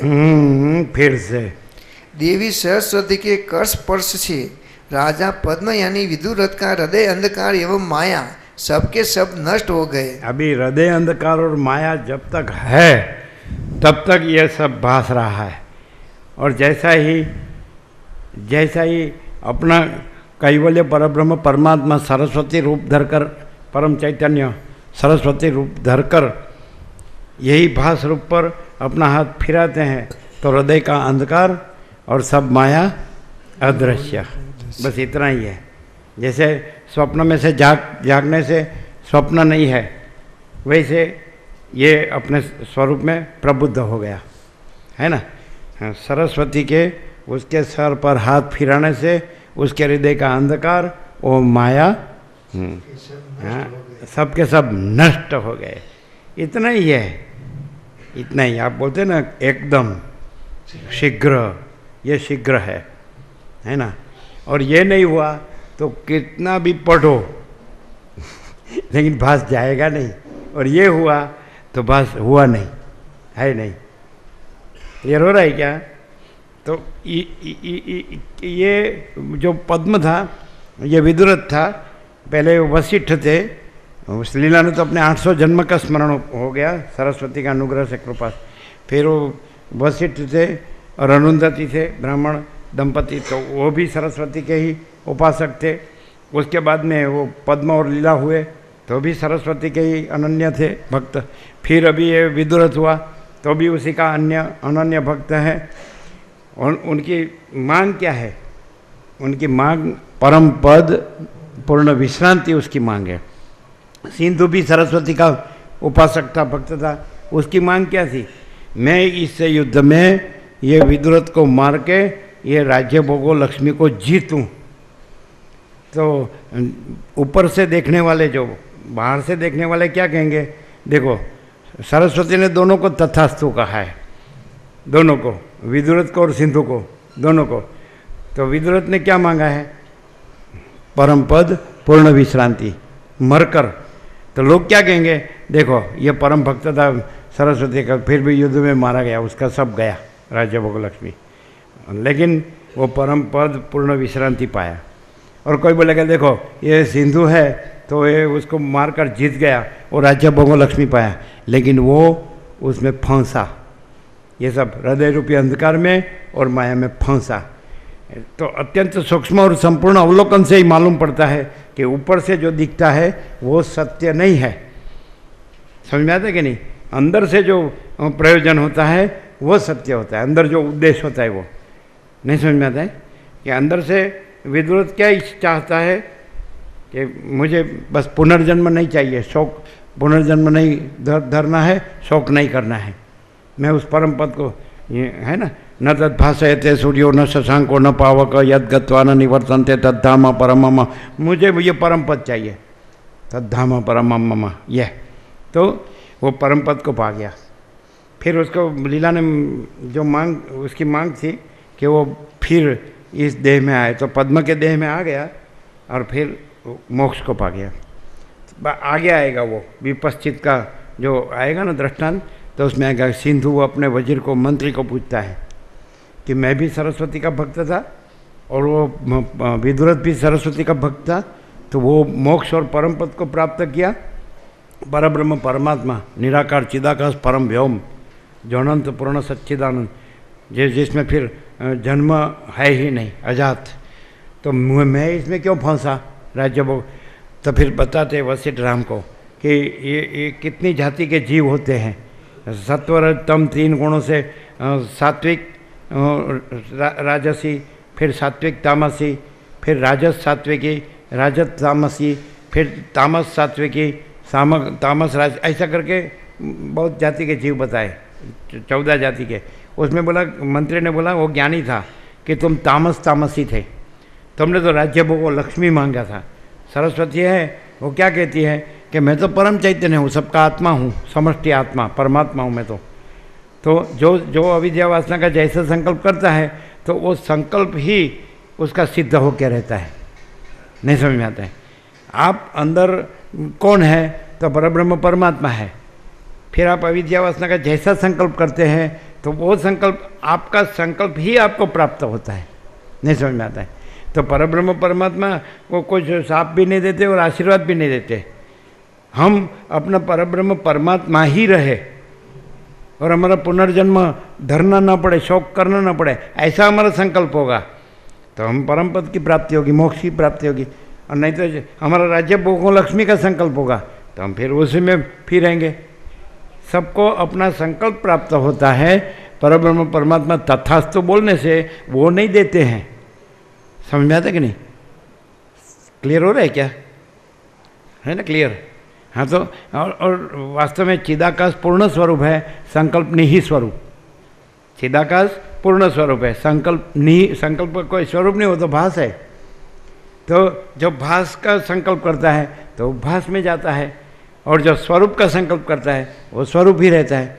और वशिष्ठ राम को कहते हैं कि हे राम, तुम कुछ भी संकल्प मत करो क्योंकि संकल्प कुछ नहीं है और तुम स्वयं कैवल्य परब्रह्म परमात्मा हो, निराकार चिदाकाश परम व्योम हो। तुम एक ही हो, अनंत हो, पूर्ण हो, समान हो और निरंजन निराकार निर्विकार हो, अनादि अनंत हो, भेदाभेद रहित हो, सदा एक रूप हो, ऑल इज वन। तुम ही सब कुछ हो और तुम ही सब जगह हो। तुम्हारे ऊपर कुछ नहीं, तुम्हारे सिवा कुछ नहीं, तुम में दूसरा कुछ नहीं, तुम में होता कुछ नहीं। तुम कोई संकल्प मत करो। पहले ऐसा कहते हैं, बाद में राम बोलते हैं संकल्प तो किए बगैर कोई रह ही नहीं सकता। अच्छा, तो सेकंड स्टेप, तुमको संकल्प रखना है तो तुम असंकल्प रूप ब्रह्म प्राप्ति का ही संकल्प रखो। तुम असंकल्प रूप, जिसमें संकल्प ही नहीं है, ऐसे ब्रह्म प्राप्ति का संकल्प रखो। बस फिर हम नीचे का नहीं बताएंगे, वो सिर्फ तो 0 नो कॉम्प्रोमाइज वाले हैं। मैंने कह तो दिया तुम ही ब्रह्म हो और यदि तुम संकल्प लाते हो तो असंकल्प रूप ब्रह्म प्राप्ति का ही संकल्प करो। नहीं तो दूसरे जो ब्रह्म में कुछ नहीं है ऐसे भास के संकल्प तुम पर सवार हो जाएंगे तो तुम ये चक्कर में फिरता ही रहेगा। पुनरपि जननम पुनरपि मरणम। नहीं समझ में आता है?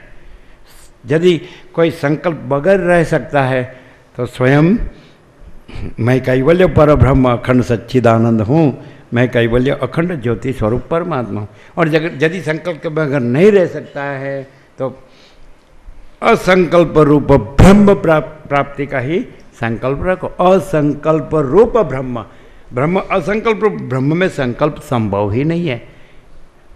सहज निर्विकल्प, समझाते कि नहीं? सहज निर्विकल्प, ये बात है। अभी चिदा का दृश्य का दृष्टा दृष्टा, दृष्टा का दृष्टा साक्षी, साक्षी का दृष्टा चिदाकाश, तो तुम स्वयं अनंत शुद्ध चिदाकाश हो, है ना? यदि तुम में संपूर्ण श्रद्धा है और संपूर्ण विश्वास है, भवानी शंकरो वंदे श्रद्धा विश्वास रूपिणो याभ्याम विना न पश्यन्ति सिद्धा स्वांतस्तम ईश्वरम, है ना? तो तुमको संपूर्ण श्रद्धा विश्वास है तो तुम ही ब्रह्म हो। और यदि तुमको थोड़ा ऐसा है कि नहीं, संकल्प तो होता है, विचार तो आता है, कल्पना होती, अच्छा, तो जिसमें विचार नहीं है, जिसमें संकल्प नहीं है, जिसमें कल्पना नहीं है, ऐसा असंकल्प रूप ब्रह्म प्राप्ति का संकल्प रखो तो तुमको वो जो ब्रह्म में नहीं है ऐसा कोई भास संकल्प, ऐसा कोई संकल्प तुम्हारे ऊपर सवार नहीं होगा। नहीं समझ में आता है? क्लियर है क्या? क्लियर नहीं है? एकदम क्लियर है। असंकल्प रूप ब्रह्म प्राप्ति का। तो आप सब क्या कर रहे हो? अभी भास में आ गए हो तो अब फिर भास में डबल रोल में रहेंगे तो कोई ठिकाना ही नहीं पड़ेगा। धोबी का कुत्ता नहीं, घर का नहीं, घाट का। एक बाजू हाँ मुझे तो ब्रह्म साक्षात्कार करना है, ब्रह्म साक्षात्कार करना है, लेकिन ये सिद्ध क्षेत्र है, धर्म क्षेत्र है, तो एक मकान हो जाए, एक दुकान हो जाए, थोड़ा ये हो जाए, वो हो जाए, ये है। तो वो असंकल्प रूप ब्रह्म प्राप्ति का संकल्प नहीं है। क्लियर हो रहा है क्या?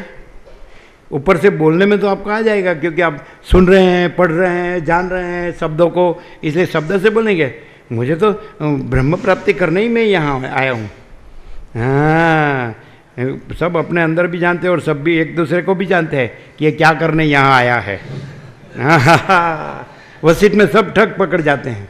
हाँ अच्छा, तो मैं अच्छा कीर्तन करूँगा, मैं अच्छी कथा करूँगा, मैं अच्छा सत्संग करूँगा, मैं अच्छा गुरुजी हो जाऊँगा, तो थोड़ा काम हो जाएगा अपना। जहाँ राम वहाँ नहीं काम, जहाँ काम वहाँ नहीं राम, रवि रजनी दोनों कबू मिल ही नहीं एक ठाम, है कि नहीं? जहाँ राम वहाँ नहीं काम, जहाँ काम वहाँ नहीं राम, रवि रजनी दोनों कबू मिल ही नहीं एक ठाम। यही सदग्रंथों में शिरोमणि श्री योग वासिष्ठ महारामायण से विद्वानों ने 4 मत निकाले हैं। यदि आप स्वयं अनंत शुद्ध चिदाकाश है तो फिर उसको बोलते अजात। गौड़पाद ने जो निकाला, आद्य शंकर के परम गुरु गोविंद भगवत पाद, उसके गुरु गौड़पाद। आद्य शंकर के गुरु वो कालड़ी से निकले, केरला से, ओमकारेश्वर आए नर्मदा, वहाँ गोविंद भगवत पाद मिले, उसके गुरु से गौड़पाद। मांडुक्य कारिका लिखी जिसने, मांडुक्य उपनिषद पर 12 श्लोक है, उस पर कारिका 4 प्रकरण, है कि नहीं? अजात माने एक ही आत्मा है, अनंत है, आत्मा स्वयं एवं है, और तुम स्वयं आत्मा हो, तो आत्मा के ऊपर कुछ नहीं, आत्मा सिवा दूसरा कुछ नहीं, आत्मा में दूसरा कुछ नहीं और होता कुछ नहीं, समझा? तो अजात आत्मा माने आत्मा ही है, वो इसका केवल स्वरूप है, केवलपना है, कैवल्य। फिर दूसरा निकाला, यदि आप चिदाकाश में से, केवल चिदाकाश स्वरूप में से, केवल ब्रह्म स्वरूप में से, समझ में आता है ना, साक्षीपने में आए, अभी पहले शुरू में सब बता दिया है, साक्षीपने में आए तो फिर वहाँ बोलते विवर्त, क्योंकि साक्षी है वो प्रक्षेप करता है दृष्टा दृश्य का, तो आप आ गए विवर्त। अभी तक तो ठीक है। फिर यदि आप दृष्टापने में आ गए, दृष्टा दर्शन दृश्य, दृश्य में ही है तीनों, त्रिपुटी, साक्षी, साक्षी से फिर नीचे ये साक्ष्य, साक्षी का प्रक्षेप में आ जाता है दृष्टा। अब दृष्टापने में आए तो दृष्टि सृष्टि, फिर अब दृश्यपने में आ जाए तो फिर सृष्टि दृष्टि। क्लियर? तो ये कुछ होता नहीं है, हुआ नहीं, भास हुआ नहीं, है नहीं, होता नहीं, होगा नहीं, समझाते कि नहीं? लेकिन कहाँ आ गए आप? कहाँ आ गए? ज़्यादातर लोग अजात में तो गौड़पाद ही थे, विवर्त में भी कोई होता है, साक्षीपने में, है ना, चिदाकाश तो कोई ही होता है, और साक्षीपने में भी कम होते हैं, है ना, और फिर दृष्टापने में भी कोई ही होते हैं, दृश्यपने में ही ज़्यादा होते हैं। समझ में नहीं आता है? ये जो चिदाकाश से मैं की स्फूर्ति हुई मैं की स्फूर्ति हुई, और वो सम्यक प्रबुद्ध है, तो भाग रहित अनंतपूर्ण महाचिदाकाश हूँ, अजात, है कि नहीं? और यदि वो स्फूर्ति है, साक्षीपने में आ गई, विवर्त, वो प्रक्षेप करता है कि मैं ये दृष्टा हूँ और ये मेरा दृश्य है कि नहीं? तो फिर दृष्टापने में आ गया कि ये मैं हूँ, मैं ये जीव हूँ, तो वो दृष्टि सृष्टि में आ गया। साक्षीपने में दृष्टा दृश्य नहीं है, वो उसका प्रक्षेप है, लेकिन उसका तादाद में अभिनिवेश अभिमान दृष्टापने में करेगा, तो मैं ये जीव हूँ, ये जगत है। क्लियर हो रहा है? अजात, विवर्त, दृष्टा, दृष्टि सृष्टि, सृष्टि दृष्टि, फिर उसके नीचे आ जाएगा कि मैं ये दृश्य रूप हूँ और सृष्टि दृष्टि। समझ आ रहा है ना? क्लियर हो रहा है ना? नहीं समझ आता है? तो ज़्यादातर लोग 7 खंड के 700 करोड़ में से ये सृष्टि दृष्टि में ही होते हैं। ऐसा नहीं होता है कि मैं देह नहीं हूँ, आई देह जड़ है तो भी मैं देह हूँ, तो सृष्टि दृष्टि में आ गया। लेकिन ये देह का मैं दृष्टा हूँ, मैं देह नहीं हूँ, तो वो दृष्टि सृष्टि में आएगा। पदार्थों में भी उसका तादाद में अभिनिवेश अभिमान करता है, और उसमें कुछ होता है तो ऐसा लगता है मुझे होता है। समझाता कि नहीं?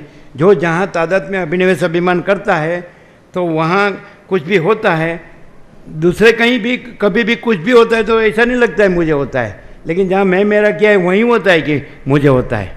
समझाता कि नहीं? तो वो सृष्टि में मैं मेरा करेगा तो सृष्टि में कुछ होगा तो उसको लगेगा मुझे हुआ। दृष्टि में, दृष्टापन में कुछ होगा, वहाँ उसका अभिनिवेश अभिमान होगा, तो दृष्टापन में कुछ होगा तो लगेगा मुझे हुआ। साक्षीपने में तो फिर ऊपर आ गया, फिर दृष्टा दृश्य से ऊपर है, इसलिए विवर्त में तो वो साक्षीपना ही रहता है, और अजात में तो कुछ हुआ ही नहीं है। समझ में आता कि नहीं? क्लियर है ना? ये एकदम। तो ज़्यादातर लोग इतने दृश्य में तादाद में अभिनिवेश अभिमान होता है कि ये घर मेरा है, ये धन मेरा है, ये सोना मेरा है, ये वाहन मेरा है, ये देह मेरा। जड़ जो होता है ना, जड़ जिसको बोलते हैं, वास्तव में जड़ चैतन्य सब भेद चैतन्य में नहीं है। जैसे आकाश में भाप, वराल बोलते हैं ना जिसको, वेपर भाप बोलते हैं ना, वराल क्या बोलते हैं, है ना। हाँ, तो भाप है, वो घट्ट होकर फिर जल, वो घट्ट होकर फिर बर्फ, समझ में आता कि नहीं। वैसे चैतन्य घट्ट होके शक्ति भासती है, फिर शक्ति घट्ट होके फिर मन भासता है, मन घट्ट होके पदार्थ भासता है ना। तो चैतन्य अपना केवल चैतन्यपणा में है तो परब्रह्म परमात्मा है, केवल स्वरूप है ना, वो अजात है ना। फिर वो साक्षीपने में आ जाए कि वो देखता है दृष्टा दर्शन दृश्य को, जैसे स्वप्न को देखता है, तो विवर्त में आ गया प्रक्षेप, है ना। फिर वो स्वप्न जो है, ये दृष्टा दर्शन दृश्य स्वप्न के, उसमें दृष्टा के साथ वो अपने को जोड़ता है, स्वप्न पुरुष बन जाता है। ये मैं हूँ, ये मेरा स्वप्न है, समझा था कि नहीं। तो दृष्टि सृष्टि, फिर नीचे आएगा ये दृश्य मैं हूँ, तो दृश्य में कुछ होगा तो उसको लगेगा मुझे हुआ। नहीं समझ में आता है, समझ में आता है। एकदम घिस गई हुई झाड़ू होगी ना, झाड़ू नहीं होती, घिस गई हुई है, कोई बोलेगा अभी तो फेंक दो, नहीं नहीं कुछ काम लगेगा, कोने में रखो। और कोई उसको छुएगा ना, क्यों छूता है, घिसी हुई झाड़ू, नहीं समझते आते हैं, वो झाड़ू हो गया।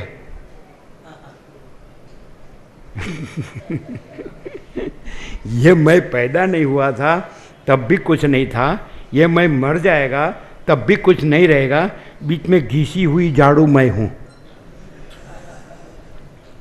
सृष्टि दृष्टि, सृष्टि रूप हो गया, है ना, और वो दृष्टा रूप हो गया उसके ऊपर। तो दृश्य का दृष्टा दृष्टा है, दृष्टा का दृष्टा साक्षी है, साक्षी का दृष्टा चिदाकाश है कि नहीं। चिदाकाश परब्रह्म परमात्मा अनंत शुद्ध अजर अमर, नहीं ना, तो अजात। फिर साक्षीपना तो विवर्त, फिर दृष्टापना, समझ में आता कि नहीं, तो दृष्टि सृष्टि, फिर दृश्यपना तो सृष्टि। ज़्यादातर लोग 7वें अध्याय में दूसरा श्लोक है, कृष्ण अर्जुन को कहते हैं, मालूम है 7वें अध्याय का दूसरा श्लोक मालूम है। मनुष्याणाम सहस्रेषु कश्चिद् यतति सिद्धये यततामपि सिद्धानाम कश्चिन् मां वेत्ति तत्वतः, है कि नहीं। मनुष्याणाम सहस्रेषु कश्चिद् यतति सिद्धये, हजारों मनुष्य में कोई ही तत्व में सम्यक प्रबुद्ध होने के लिए प्रयत्न करता है। यततामपि सिद्धानाम, प्रयत्न करने वाले सिद्धों में से भी कश्चिन् मां वेत्ति तत्वतः, कोई ही तत्व में सम्यक प्रबुद्ध होकर केवल तत्वरूप रहता है कि नहीं।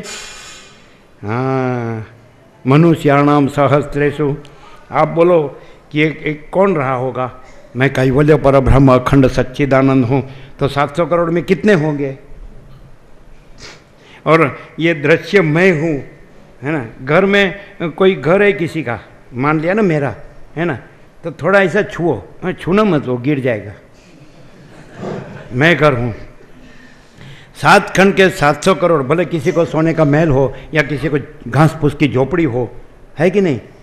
तो कोई भी घर, जिसको आप घर कहते हैं, बस सिर्फ तो ऐसा कहते हैं, घर किसका बना है, तो ऐसे बोलेंगे कि वो जो बनाने वाला है तो उसमें घास फूस होता है या वांस होता है कि नहीं, लकड़ी होती है, मिट्टी। तो वो जो वस्तु का घर बना है, माना है, वो वस्तु को भी घर की जरूरत नहीं समझ आता है। वो तो वन की वस्तु है सब, वो वस्तु को भी घर की जरूरत नहीं, बोलो। और ये कैवल्य परब्रह्म बोलता है ये मैं हूँ। ये मेरा घर। अच्छा, कोई भी घर 7 खंड के 700 करोड़ जिसने माना है ये मेरा घर है, तो कोई भी घर ऐसा नहीं कहता है मैं इसका हूँ या इसका नहीं हूँ। बोलो, ये चैतन्य जड़ हो गया, मेरा है।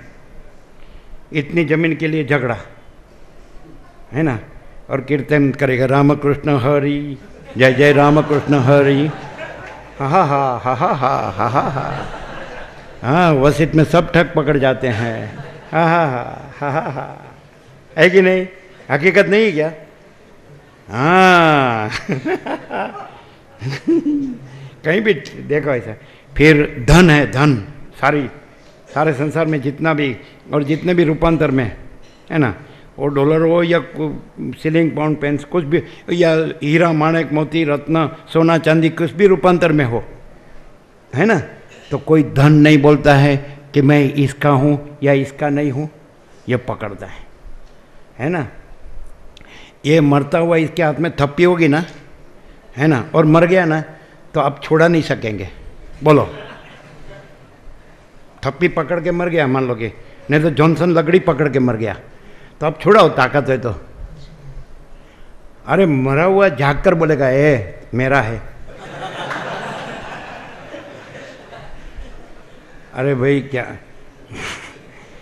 अच्छा है, ये सोना ही तेरा भगवान हो तो सर पे ठोको, साक्षात्कार हो जाएगा। नहीं तो ऐसा करो, हार्ट डिसेक्शन करके उसमें रख दो, आनंद मंगल हो जाएगा, हार्ट फट जाएगा। ये क्या है? मोह किसको कहते हैं? भ्रम किसको कहते हैं? कल्पना किसको कहते हैं? अज्ञान किसको कहते हैं? यही तो है। मैं कैवल्य परब्रह्म अखंड सच्चिदानंद हूँ, ये मैं नहीं है, ये सब नहीं है, ये किसमें मैं मर रहा हूँ? और परम शांति है। मैं स्वयं कैवल्य अनंत पूर्ण परम शांति हूँ, भाग रहित अनंत पूर्ण महाचिदाकाश हूँ। सब मैं ही मैं हूँ, अनंत पूर्ण महाचिदाकाश। पास हुआ नहीं, है नहीं, होगा नहीं, होता नहीं, तो कहाँ आ गया? अजात में से विवर्त में, विवर्त में से दृष्टि सृष्टि में, सृष्टि दृष्टि सृष्टि में से सृष्टि दृष्टि में। ज़्यादातर 7 खंड के 700 करोड़ सृष्टि दृष्टि में ही होते हैं। दृष्टि सृष्टि में भी कोई ही होते हैं, और साक्षी में भी बहुत कम हो गए, और फिर केवल स्वरूप तो हाथ जोड़ते हैं। हाँ चलो अभी ले लो, फुल एंड फाइनल हो गया। राजन, तुम विवेक द्वारा स्वयं ही अपने पूर्व जन्म का स्मरण करो, यों कहकर उनके मस्तक पर अपना हाथ फेरा। देवी सरस्वती के कर स्पर्श से राजा पद्म यानी विदुर रथ का हृदय अंधकार और माया सबके सब नष्ट हो गए। बस ऐसा हो गया तो उसका बेड़ा पार हो गया। वो तो फिर परब्रह्म परमात्मा ही है। हृदय का अंधकार और माया नष्ट, सबका सब नष्ट हो गया। माने ये कुछ नहीं है, ये मैं कुछ नहीं है, ये सब कुछ नहीं है, कुछ करना पाना जानना नहीं है। मैं कैवल्य परब्रह्म अखंड सच्चिदानंद हूँ। मैं कैवल्य अखंड ज्योति स्वरूप परमात्मा हूँ, अजन्मा अविकारी अविनाशी हूँ, एक ही हूँ, अनंत हूँ, सब कुछ हूँ, सब जगह हूँ। यदि कोई पूछे प्रभु कहाँ है तो बेधड़क कहो प्रभु कहाँ नहीं है कि नहीं? वो साक्षात प्रभु है। आगे बढ़ो वशिष्ठ राम। उनका हृदय अत्यंत विकसित हो गया। उन्हें अपने पूर्व जन्म का वृत्तांत इस प्रकार स्मरण हो आया जैसे वह उनके अंतःकश में स्फुरित होता हुआ सा स्थित था।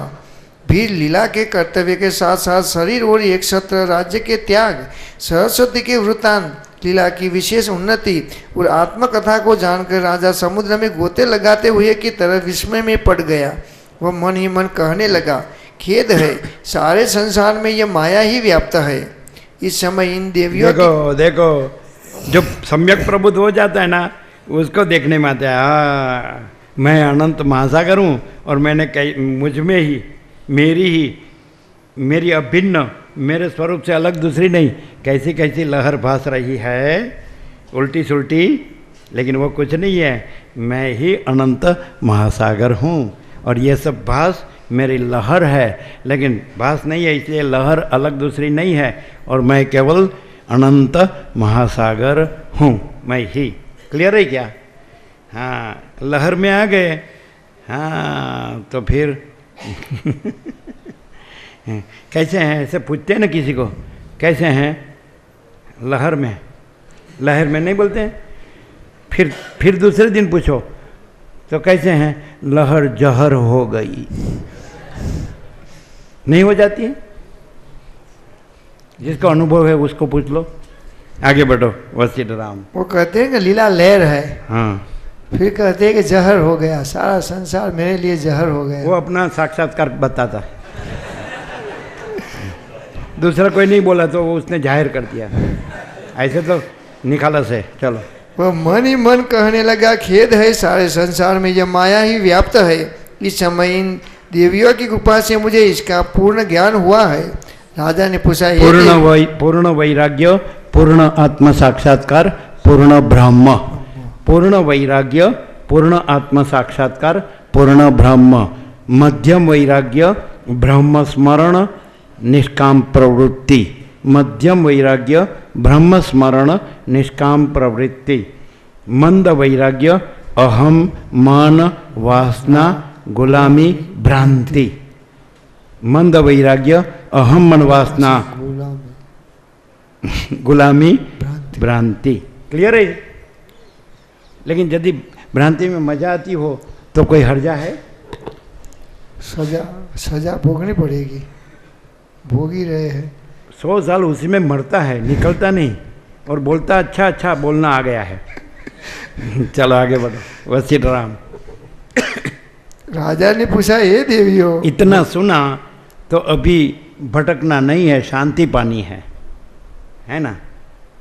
सुनना सार्थक कब होता है? जब अंदर की सच्ची शांति पाता है कि नहीं? जब ये भास को हटाता है, ये मैं नहीं है, ये सब नहीं है, और मैं है ना स्वयं कैवल्य अनंत पूर्ण परम शांति हूँ, वो सुनना सार्थक है। और सुनकर गुरु कथा का उपदेशक हो गया और पैसा इकट्ठा कर दिया और भौतिकता विलासिता में पड़ गया, तो सुनना उल्टा हो गया। अब जल पीकर जी सकते हैं, लेकिन तैरना नहीं आता तो डूबकर मर सकते हैं। जल का गुण दोष नहीं है, आप उसको जैसे योजते हैं वैसे आपको फलता है। अग्नि में आप अन्न पकाकर खा पीकर रुष्ट पुष्ट हो सकते हैं, उसमें जल कर मर भी सकते हैं। अग्नि का गुण दोष नहीं है, आप उसको जैसे योजते हैं वैसे आपको फलता है। वैसे श्रवण भी, श्रवण से यदि आप सम्यक प्रबुद्ध होकर अपने परब्रह्म परमात्मा चिदाकाश परम व्योम परम शांति रहते हैं तो आपका सार्थक है। और इसे आप दूसरा संसार बनाएंगे, हाँ मेरे इतने चेले हैं, मेरे इतने आश्रम है, मेरी इतनी ज़मीन है, मेरी इतनी प्रॉपर्टी है, मेरे इतने मंदिर है, हमारे इतने उत्सव है, मैं बड़ा हूँ, फिर उसमें भी कंपटीशन। जैसे अज्ञानी संसारी इसमें कंपटीशन, राज्य भोगों लक्ष्मी की कंपटीशन करते हैं, वैसे ये भी इसमें भी कंपटीशन। तो फिर सुनना उल्टा, उसका अर्थ है ना। जैसे जल का और अग्नि का दृष्टांत बताया, तो ये श्रवण किसके लिए है? मैं स्वयं कैवल्य अनंत पूर्ण परम शांति हूँ, इसके लिए। दूसरा कुछ नहीं है, उसमें क्या करना है? और है वो तो है ही, आप जागो या ना जागो, परम पद ही है, परब्रह्म ही है, परमात्मा परमात्मा ही है, चिदाकाश ही है, सच्चिदानंद ही है, परम आकाश ही है। वो नहीं कहने से नहीं हो जाएगा, और भास को है कहने से है नहीं हो जाएगा। भास को है कहने से वो है नहीं हो जाएगा। ना सतो विद्यते भावो, ना भावो विद्यते सत, उभयोरपि द्रष्टोन्तस्त्वनयोस्तत्वदर्शिभिः अविनाशी तु तद्विद्धि येन सर्वमिदं ततं विनाशमव्ययस्य न कश्चित् कर्तुमर्हति। ये अपना परम पद है, अविनाशी है ना। चलो ले लो। राजा ने पूछा, ये देवियों, मुझे जो अपने अनेक कार्यों का, परदादा का तथा अपनी बचपन एवं युवावस्था का और मित्र तथा बंधु बांधवों संसारी का जैसे संसार होता है वैसे सन्यासी का भी संसार होता है। समझ में आता कि नहीं? वो भी संसार है। कोई कहे सन्यास, तो बोला वो उसमें पढ़ने की जरूरत नहीं, आप अपने को जान लो मैं कौन हूँ, बस काम हो गया। मैं कैवल्य परब्रह्म परम शांति हूँ, मैं दूसरा कुछ नहीं है और दूसरा कुछ नहीं हूँ, तो काम हो गया। यदि आप संन्यास लेंगे तो वन में जाएंगे तो आपका मन भी आपके साथ ही जाएगा, तो वहाँ आपका हम बड़ा नहीं करोगे, उसकी क्या खातरी? नहीं समझ में आता है कि नहीं? और जहाँ है वहाँ सीधे सम्यक प्रबुद्ध हो जाएंगे तो आना जाना है ही नहीं। नहीं समझ में आता है कि नहीं? आप जहाँ है वहाँ सम्यक प्रबुद्ध हो जाएंगे, ये वशिष्ठ राम को सुन के, तो आप कैवल्य परब्रह्म परम शांति ही है, और दूसरा कुछ हुआ नहीं है और है नहीं। आपको दूसरे मैं मेरे झंझट में पड़ना ही नहीं, ये मैं नहीं है, ये कुछ नहीं है, परम शांति है। और यदि आप मन लेके संन्यास है, बाह्य संन्यास नहीं है, अहंकार का त्याग ही सच्चा संन्यास है कि नहीं? वेश विधि का संन्यास नहीं है, अहंकार का त्याग संन्यास है। ये मैं नहीं है, हो गया संन्यास। वो तो थोड़ा वेश विधि से होता है, वो तो आत्मा से होता है। ये मैं नहीं है, ये सब नहीं है, हो गया संन्यास। मैं कैवल्य परब्रह्म अखंड सच्चिदानंद हूँ, हो गया आत्मज्ञान। आत्मा से ही आत्मज्ञान है और आत्मा से ही संन्यास है, और अज्ञान भी आत्मा से ही है। ये मैं हूँ, ये सब है, ये मैं हूँ, ये दूसरा है, ये मेरा है, दूसरे का है, ये जन्म मृत्यु, ये हर शोक है, वो अज्ञान भी आत्मा का ही प्रक्षेप है। क्लियर नहीं है? और केवल आत्मा में न अज्ञान है, न ज्ञान, न बंध है, न मोक्ष, न मैं हूँ, न तू, न मेरा है, न तेरा, और सब मैं ही मैं हूँ, अनंत पूर्ण महाचिदाकाश। क्लियर? आगे बढ़ो। राजा ने पूछा, हे देवियों, मुझे जो अपने अनेक कार्यों का, परदादा का तथा अपनी बचपन एवं युवावस्था का और मित्र तथा बंधु बांधवों का स्मरण हो रहा है, इसका क्या कारण है? श्री सरस्वती देवी ने कहा, हे राजन, मृत्यु रूपी महामोहमयी मूर्छा के अनंतर इसी मुहूर्त में गिरिग्राम निवासी उस ब्राह्मण के घर के भीतर आकाश में स्थित ग्रह के मध्य भाग में जो मंडप है, उसी के अंदर तुम्हारा यह जन्मादि दृश्य प्रपंच आभासित हो रहा है। वही निर्मल आकाश की भांति स्वच्छ तुम्हारे चित्त में यह विस्तृत व्यवहार ब्रह्म स्फुरित हुआ है। यह मेरा जन्म हुआ, इक्ष्वाकु ही मेरा कुल है। पूर्व काल में मेरे ये पितामह आदि नाम वाले हुए थे। मैं पैदा हुआ जब मैं 10 वर्ष का बालक था, तभी मेरे पिता इस राज्य पर मेरा अभिषेक करके स्वयं परिव्राजक होकर वन को चले गए। तदंतर मैंने दिग्विजय करके अपने राज्य को निष्कंटक बनाया। फिर इन मंत्रियों तथा पूर्ववासियों के साथ पृथ्वी का पालन करता रहा। यज्ञ कर्मों का अनुष्ठान तथा धर्मपूर्वक प्रजा का पालन करते मेरी आयु के 70 वर्ष व्यतीत हो चुके। इस समय इस शत्रु सेना ने मुझ पर आक्रमण किया और उसके साथ मेरा भयंकर युद्ध हुआ। युद्ध करके मैं अपने घर लौट आया और यहाँ पूर्ववत स्थित हूँ। ये दोनों देवियों मेरे घर पधारी हैं और मैं इनका पूजन कर रहा हूँ, क्योंकि पूजित होने पर देवता मनोभिलषित पदार्थ प्रदान करते हैं। जैसे सूर्य की प्रभा मुकुलित कमल को विकसित कर देती है, उसी तरह इन दोनों में से एक देवी ने मुझे यह ऐसा ज्ञान प्रदान किया है जो पूर्व जन्म की स्मृति को जगाने वाला है। अब मैं कृतकृत्य हो गया हूँ और मेरे सभी संशय नष्ट हो गए हैं। मैं शांति लाभ करूँगा, परम निर्वाण को प्राप्त होऊंगा और केवल सुख रूप होकर स्थित होऊंगा, है ना, परम शांति। इस प्रकार तुम्हारी यह भ्रांति जो बहुसंख्यक संदेहों से युक्त, नाना प्रकार के आचार विचारों से संपन्न और लोकांतर में गमन करने वाली है, विस्तार को प्राप्त हुई है। सापेक्ष, जो भास सापेक्ष कहा, ये भास नहीं है, इसलिए ये कहना नहीं है। लेकिन तुझे ये जो हो रहा है कि अभी मेरा बंध हुआ और मोक्ष हुआ, मेरा अज्ञान हुआ और ज्ञान हुआ, तो भास सापेक्ष है, वो कुछ हुआ नहीं है। वास्तव में तुम स्वयं कैवल्य परब्रह्म हो, तुम ही, है ना। ये तुझको कैसे हुआ, है ना। मैं ये सरस्वती, ये भास भी नहीं है, ये लीला, ये भास भी नहीं है, और तुम ये विदुरथ, ये भास भी नहीं है, और ये युद्ध, ये भास भी नहीं है। ये सरस्वती कह रही है ना, सरस्वती कह रहे हैं। समझाता कि नहीं? पहले जिस मुहूर्त में तुम मृत्यु को प्राप्त हुए थे, उसी समय ये प्रतिभा अपने आप तुम्हारे हृदय में आविर्भूत हुई थी। प्रक्षेप, प्रतिभा माने प्रक्षेप, विवर्त।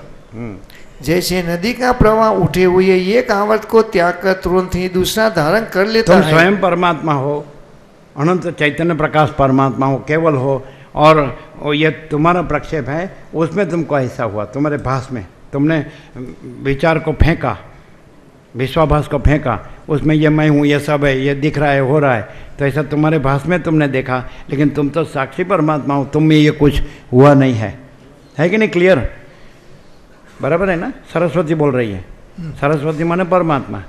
अभी तो सुनने वाला सम्यक प्रबुद्ध हो गया, इसलिए वो भी परमात्मा है। दो परमात्मा नहीं है, सरस्वती भास भी नहीं है, लीला भास भी नहीं है, पद्म भास भी नहीं है, युद्ध भास भी नहीं है, जगत भास भी नहीं है, कुछ हुआ नहीं है। ये विवर्त प्रक्षेप बोलते हैं जिसको, प्रतिभास, है ना, है नहीं, और स्वयं परमात्मा है। हाँ, जैसे नदी का प्रवाह उठे हुए एक आवर्त को त्याग कर तुरंत ही दूसरा धारण कर लेता है, उसी प्रकार चित्त प्रवाह भी एक कल्पना सृष्टि का त्याग करके दूसरी कल्पना सृष्टि करता है। जैसे आवर्त कभी दूसरे आवर्त से संयुक्त होकर वो कभी पृथक ही प्रवृत्त होता है, उसी तरह तरंग भास बदलता रहता है, अनंत महासागर कहीं कभी नहीं बदलता। तरंग, सभी तरंग सतत बदलते रहते हैं, तरंग भास सतत बदलते रहते हैं। अनंत महासागर कहीं कभी अपने में नहीं बदलता है कि नहीं। हम अनंत परब्रह्म परमात्मा महासागर हैं। हाँ चलो। जैसे आवर्त कभी दूसरे आवर्त से संयुक्त होकर और और कभी ये सब पृथक ही संसार तरंग है, ये संसार है वो सतत बदलते हुए तरंग है ना। हम में कुछ नहीं होता है, ये खाली भासते हैं। लो। जैसे आवर्त कभी दूसरे आवर्त से संयुक्त होकर और कभी पृथक ही प्रवृत्त होता है, उसी तरह यह सृष्टि भी कभी दूसरे से संबंधित और कभी स्वतंत्र ही बढ़ती रहती है। उस मृत्यु क्षण में चिद भानु स्वरूप तुम्हारी प्रतिभा में प्रतिभाषित असत रूप यह जगत जाल उसी तरह उपस्थित हुआ है, जैसे स्वप्न के एक ही मुहूर्त के अंदर सैकड़ों वर्षों का भ्रम होता है।